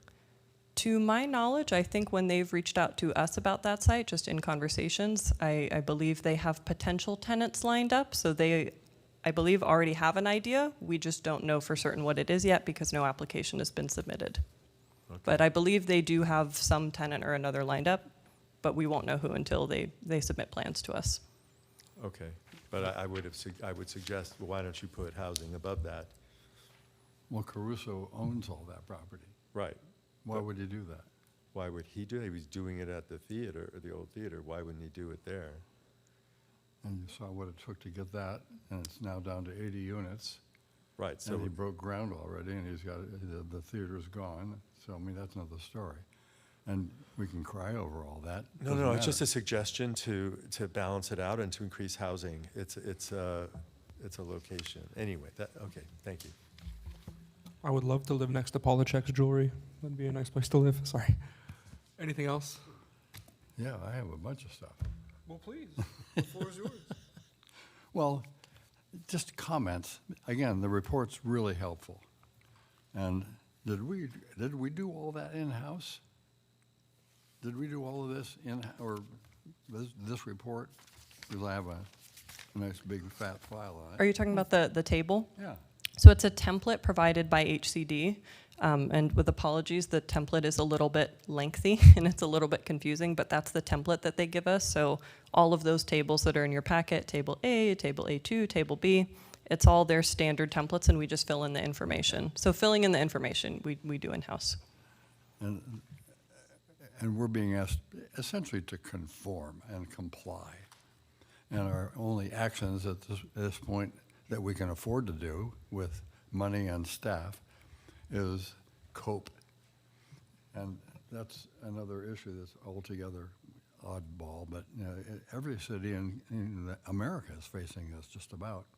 No builder in Calabasas wants to build anything that doesn't go for market rate or better. And we've basically had to compromise in order to get the few affordable units, or the term is even awful because nothing is affordable in Calabasas. It's not even affordable in LA. We should be talking about workforce housing because there isn't anybody that's cleaning the men's bathroom right now that can afford to buy or even rent in Calabasas. And if we don't consider an opportunity to actually get in the replacement business, we're going to be chasing our tails on all of this stuff for the next 5 years, and the general plan will suffer because of it. And it's not our fault. You know, we're successful and people want to live here, and the market has said, you know, it's worth it. And the kind of people who come here, they can afford it. But you know, if you have somebody who's a waiter on Topanga Canyon Boulevard, and he wants to be able to, or she, you know, wants to have a car and insurance and an apartment and not have to ride a bicycle to work, you know, that's another whole story. So how do we address the human aspects of that in our little town? I think that one of the things we should explore is not government housing, but public-private partnerships with the land use authority that we have, because right now we're looking to preserve more open space land, but there are spaces, and they're identified in your report on the map page right now, that say that we could conceivably put, I'll just pull this one out of my ear, on the Old Town vacant site. That's owned by the DeGidio family, and it's 48 units that we think is potentially capable of holding. They don't want to sell that lot. They're going to wait until they can actually sell something to somebody and try to trump the city of Calabasas into finding funding in order to build some affordable units. Again, affordable, the word I hate using. Nobody who can afford to build affordable units is going to want to look at that person who rides a bicycle to work on Topanga Canyon Boulevard from Calabasas. So how do we deal with that? We used to have, until Jerry Brown, redevelopment agencies. And so many people took such advantage of them that he was justified in getting rid of them. But we're suffering from all that now. And I don't even know how long ago that was. Does somebody remember? But it's at least 12 years. And we're chasing our tails to try to find even the terminology to say what's affordable in Calabasas. So there are places in Calabasas that if we determine that we need to build 200 units of workforce housing or old folk housing that isn't $10,000 a month, we're doing that, and so is LA in our territory. It'd be better if we would actually start dreaming about how we might come up with a better idea than redevelopment agencies, and then supervise that as well, because that was badly supervised and taken advantage of, but it also built a lot of interesting construction projects, most of which was oriented around sales tax, so that the cities could find tax revenue to do the kinds of things they serve their cities with. So I'm way ahead of myself and us on this. Have we already moved to receive and file? Because this also needs to be absorbed very much like the general plan ignition of the imagination of the Calabasas people to make this happen. And again, the staff is working under, an immense defensive load because we can't afford to get enough staff to come up with even the good ideas. And that's a common complaint around here. But we have to figure out how to make the thing work more effectively for our 25,000 people and our currently 14.2 square miles. I think we might get some more, and we're counting on that. In fact, on this chart that I just talked about, Craftsman's Corners, which I drew into the maps of Calabasas in 1985, that's been stymied by the County of Los Angeles Board of Supervisors, not the current, but the past, supervisors all these years. We're hoping that we can get 196 units of credit out of that. Hello, it's not going to happen. And by when? They haven't even approved it out of LAFCO yet and to the Board of Supervisors. It's been on the agenda though, right? So if we can figure out how to pick 2 or 3 of these and say, what alternatives might we have? And what builders might actually like to come in on the prospect that the city of Calabasas, if we incorporate that place or we buy the place in, from the Digidios in Old Town and clear all of that stuff, we might actually have at least a chance at solving some of these needs that RENA keeps raising. And thanks to Tom and our staff, we're probably required, we would have been required to build over 600 units, and I think you got us down to 356 or something like that. So those details, they're in kind of the old guys' recollection, but even those we've kind of passed up because things have changed. But we should get inventive. And I bet you we could use AI to actually say, how could we do this if we just change this land use conservation policy or this purchase policy or this partnership policy with the Mountains Restoration Trust? It doesn't exist anymore. It's street people, and we're arguing with them. Instead, we can talk to maybe MRCA or the Conservancy or whatever when it comes to do with that. And we own a bunch of land. I can just say that De Anza Park is not just 10 or 12 acres. It's 200 acres. We wanted to preserve all that land between the Sheriff's Department and the intersection of Las Virgenes and Lost Hills Road.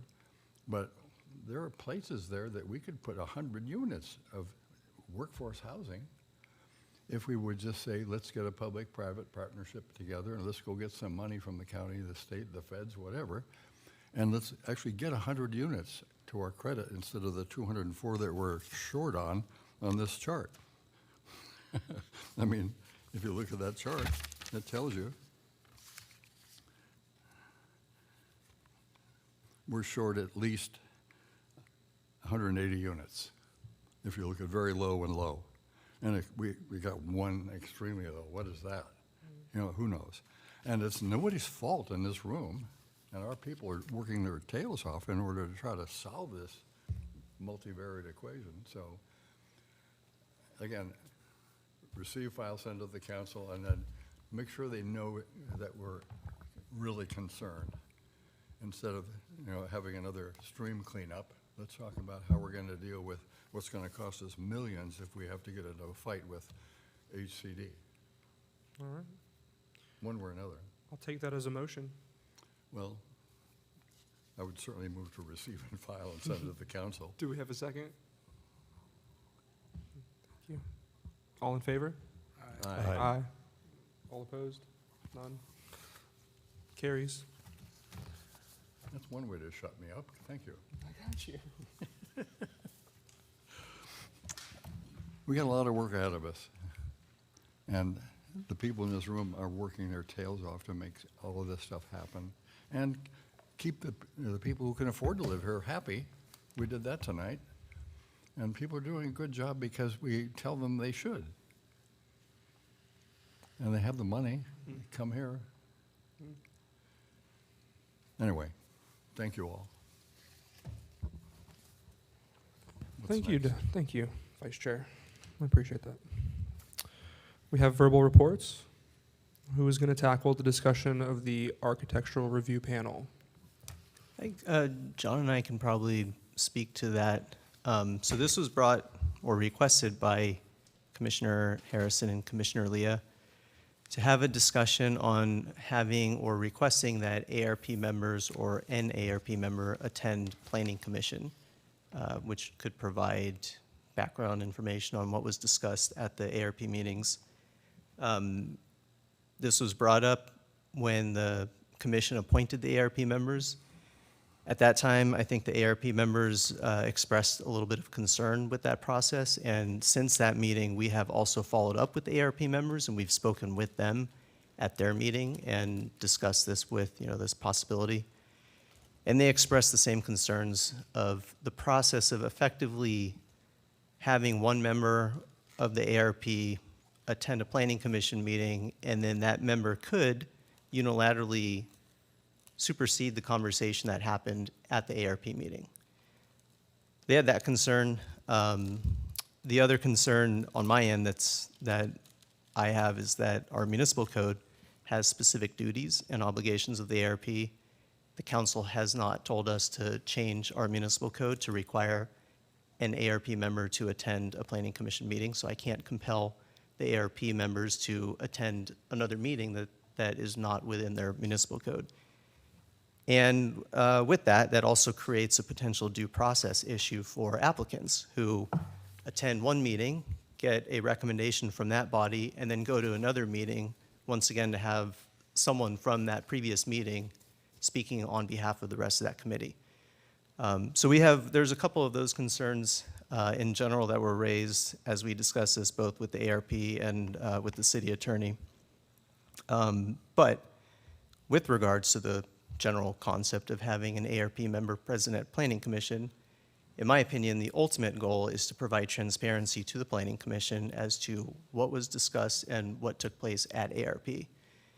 And so with that, we also discuss at a staff level, what can we do to improve our process to make sure that the Planning Commission has full awareness of what was discussed at ARP and can render a decision based on all the information that is relevant and, again, transparent. So with that, staff will continue. They will start making a concerted effort to work with the ARP at the end of every meeting to make sure that the minutes are reflective of not just the simple recommendation that they make, but also suggestions and the overall conversation that happened during the item.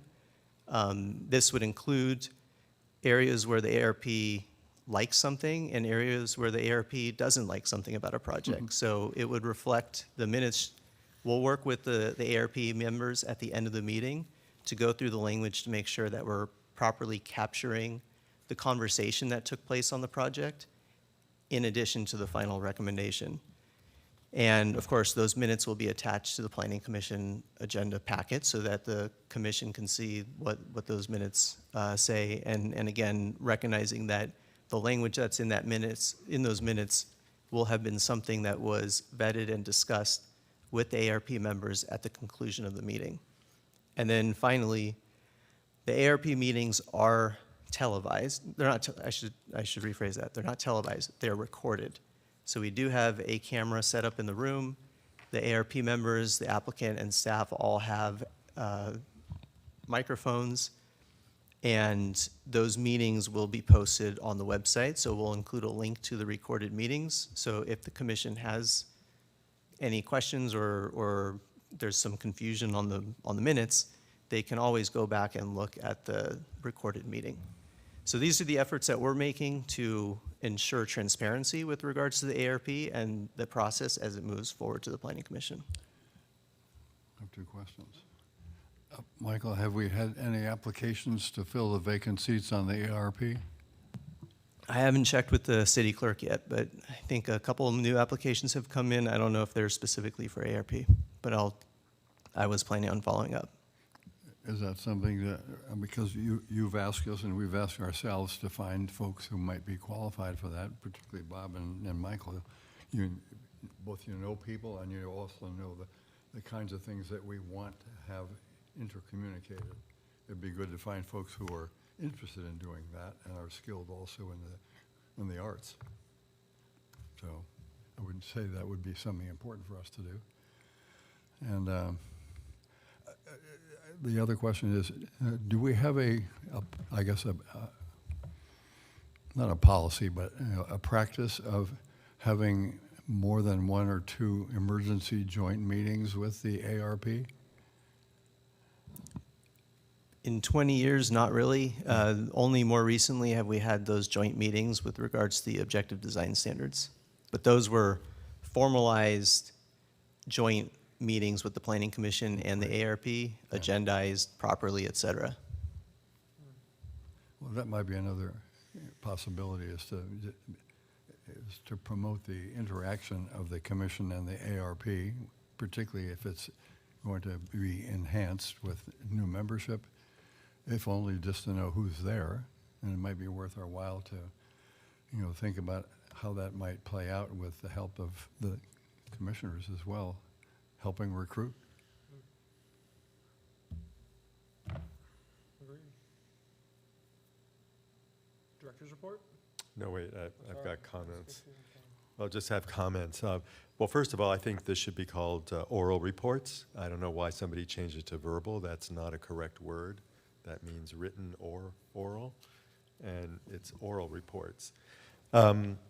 So Oh, the oral reports I can't change. no, you have to tell staff or whoever's directing this that they're wrong and they need to look it up. Verbal means something that's in writing, expressed in writing or orally.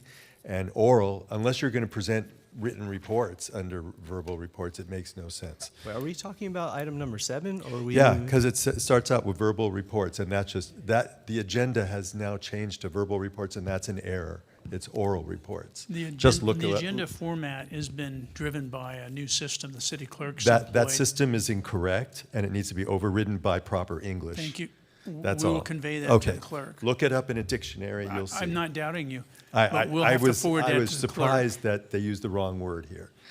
Anyway, I appreciate your, having better minutes from the ARP, because, for example, tonight, when they talked about the posts and the indentation, I had no idea what they were talking about. It didn't make, there was no, I didn't see posts, I didn't know what indentation that they meant. So if you could amplify it more, then that would save time, and then everybody, I would understand it better. But talking about, but like meeting jointly, look at the Caruso project, for example. When we had objective design standards meetings with the ARP, we found out that all of them were opposed to the Caruso project, the architecture, all of them. In fact, they mocked it almost. So, but we didn't know that. And most of the people up here are not interested in architecture, I can tell you that.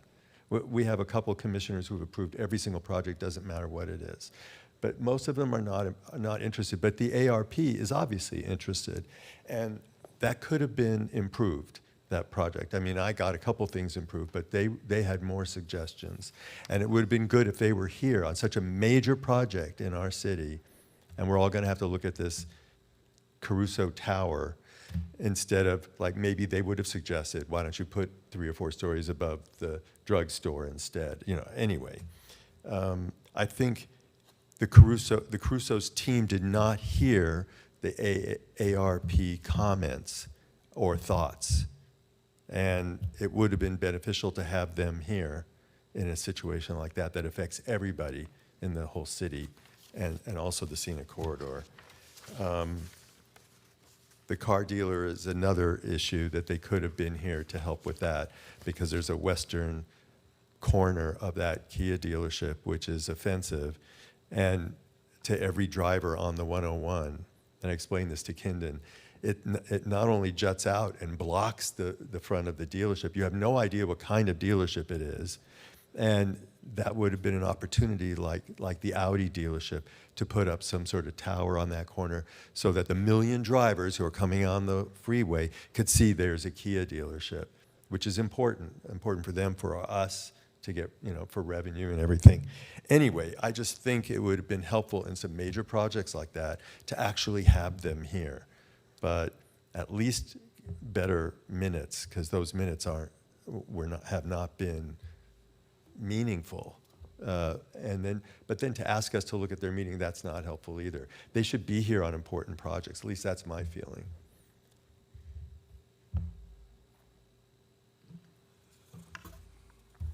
We're all going to suffer because they weren't. I mean, our community will suffer because they weren't here. I believe they should be here. There should be a representative on every time that something that they have is on. To stifle them, to have them work in the dark and have us accept what they say without being able to question them, to me, it's a Brown Act violation.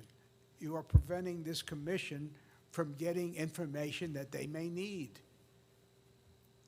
We saw an example tonight. There was a discrepancy. That would have been great if there was someone from the ARP to defend themselves from the accusation that they submitted something that was wrong. Why? What's the reason to keep them secret? Recordings then are good. You need to be able to question them. Well, Almost every project that comes up, we have questions about why did they approve the size? This thing is outlandish. We have no opportunity. Why are you keeping it secret? Well, it's not them, it's policy. It's not At least policy. I believe that's the case. Michael. Tell me if I'm wrong, John. The role of the ARP is set forth in the Calabasas Municipal Code, and what the role is to provide a recommendation to the Planning Commission. There is nothing in the Calabasas Municipal Code that authorizes the Planning Commission to require them to be here or requires any representative of the ARP to be present at the Planning Commission. So what you're requesting, Commissioner Leo, would require an amendment to the Calabasas Municipal Code. Well, then I suggest we consider an amendment to the Calabasas Municipal Code. But that's the council, that's what I'm saying, is that, you know, policy is done there, and we have to deal with the policy. Well, we can recommend an amendment. Yeah, I'm not arguing with you, I'm just saying that the right way to do it would probably be to send a request to the city council that they at least consider the thought that you brought And up. why? Because we are left without information in most cases. We want to know why they said this or that. There's no one to answer it. That is not in the best interest of the city or its citizens. It's emblematic of, you know, bureaucratic inefficiency. You know, we all are moving towards the same goal, but, you know, the right hand doesn't know what the left is doing entirely sometimes. I agree. And we are here to provide guidance. I mean, like I said, our goal is to increase transparency. The questions that come up about the conversation that happened at ARP can be answered by the planner that was present at that meeting. If you don't trust that answer, that's a different story. But we are, you know, we're here to tell you what transpired throughout the process. No one's trying to hide anything. Of course. I think in some cases, though, it's, you know, what But was that their... planner can't tell us the thinking Yeah, that exactly. they had to reach their decision. Yeah, the thought It's process. like, we don't have planners, you just give us a report. No plan is to question, just accept the written word. That is not good There are, so operations. from a typical practice standpoint, what you probably are not necessarily seeing is if a project goes to ARP and then the ARP makes a recommendation that the applicant change something before it comes to Planning Commission, at that point, the applicant has several options. They can either make the change that was requested, and then that will be reflected in the staff report to the Planning Commission. You know, the applicant changed the roof material from composition to tile. Now, if the applicant refuses to change it for whatever reason, whatever their thinking is, then staff will report that the ARP recommended that they do A, B, and C, yet the applicant only chose to do A, B, and not C.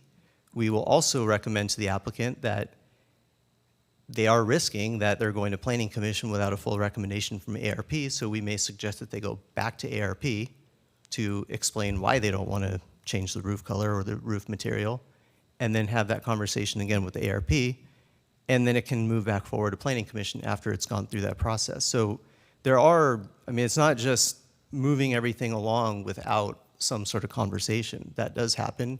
We do our best to report that and make sure that the record is clear.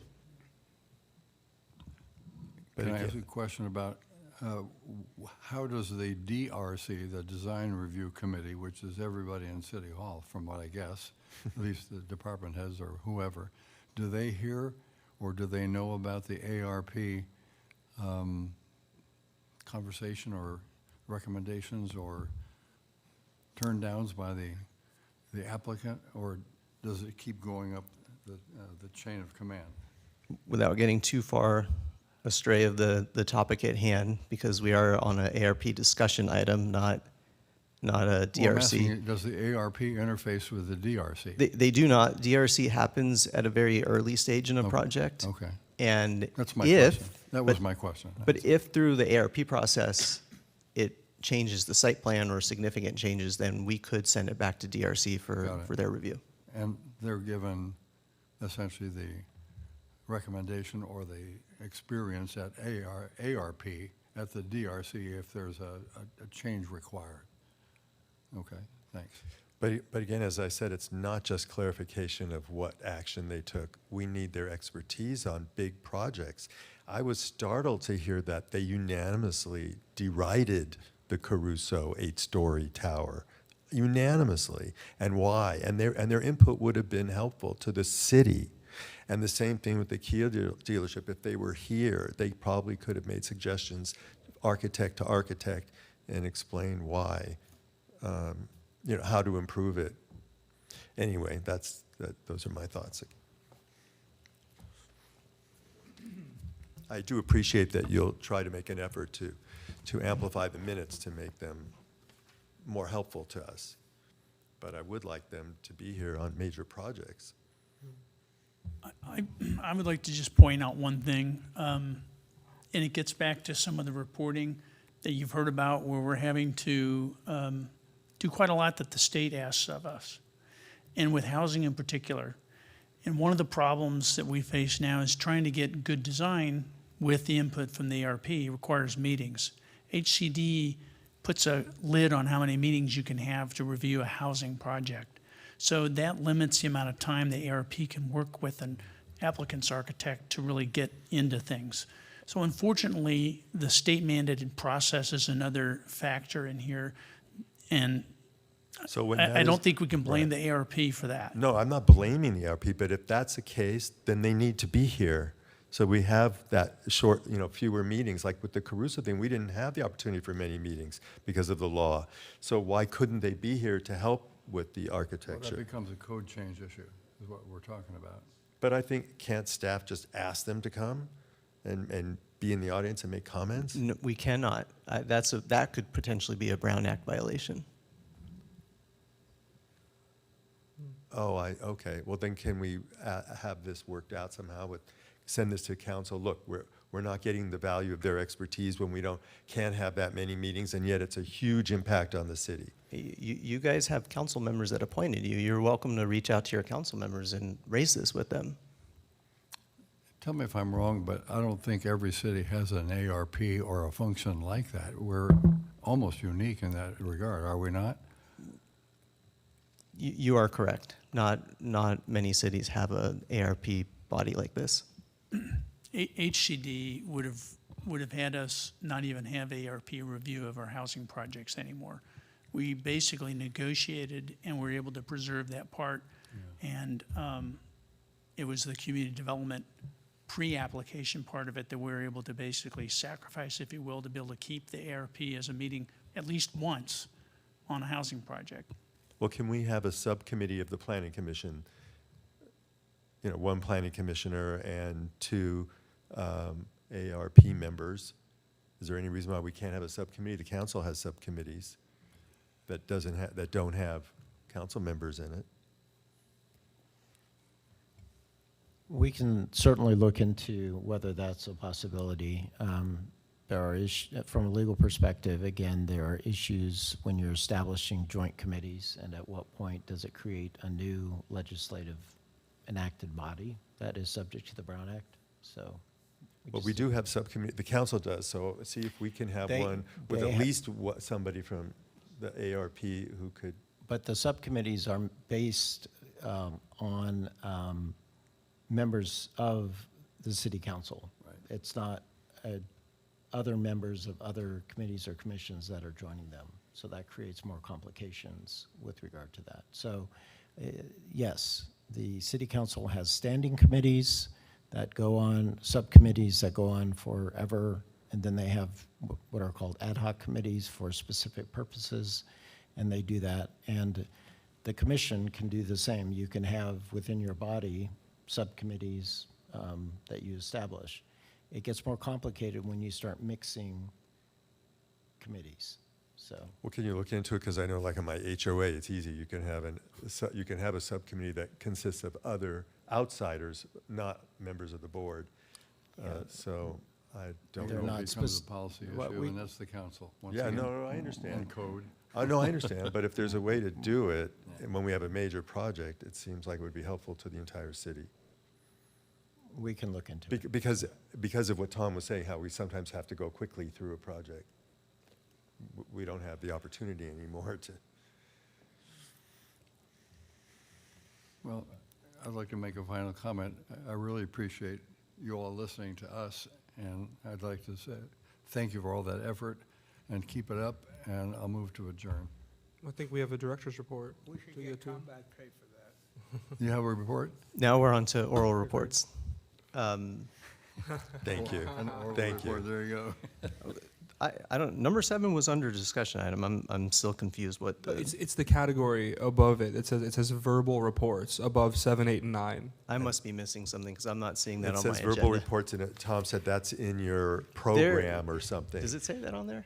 Yeah, so Yeah. there, It's just a mistake in the program. yeah, there's a problem with the program, but for whatever reason, that doesn't show up on mine. Anyway, Anyways, on to oral reports. March 19th, we are planning on bringing the objective design standards to the Planning Commission. This will be the first public hearing for that project. And at that meeting, we are planning on having the ARP here as a joint meeting. So it will be a joint meeting. Effectively, the ARP would be taking an action, making a recommendation to the Planning Commission, and then the Planning Commission would take an action from there. Other than that, I do just want to update the Planning Commission that I think it was brought up earlier regarding the annexation. The LA County Board of Supervisors did approve our tax exchange agreement last month, and so everything is moving forward to LAFCO, and staff actually did a great job this past couple weeks finalizing everything with LAFCO so that we could move forward into their formal hearing process. So that is officially moving forward. The actual schedule is still tentative, but we are finally in the end stages of the annexation process. It's only 40 years. Yeah, really, hallelujah. so this might actually happen. Thanks.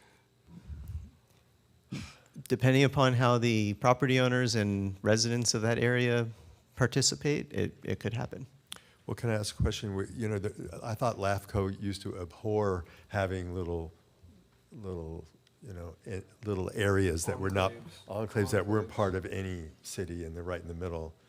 Can we look into that area in by the freeway, you know, on the west side of Calabasas that's not part of Calabasas? We do have a list of priority annexations. We need to get through this first, and then we can consider the next ones. That would be an area that we would look You at. know what I'm talking about? Yeah, between the Summit and the Goodnight Inn. Right, it had to do with when the city was formed, it was left out, and it doesn't make sense. Michael, where will the ODS meeting be? Here? It'll be here. Thanks. Right. Do we have any final reports? No? Entertain a motion to adjourn? Well, now that you've stopped me doing that, which is good, I'm just going to tell anybody who might be watching the tape or the show on Spectrum, which isn't there anymore, I mean, on like that, tell everybody that they got to vote on May 5th. They got to vote. You got to vote on May 5th. Any motions to adjourn? So moved. Any objections? None. Hearing none. Meeting is adjourned.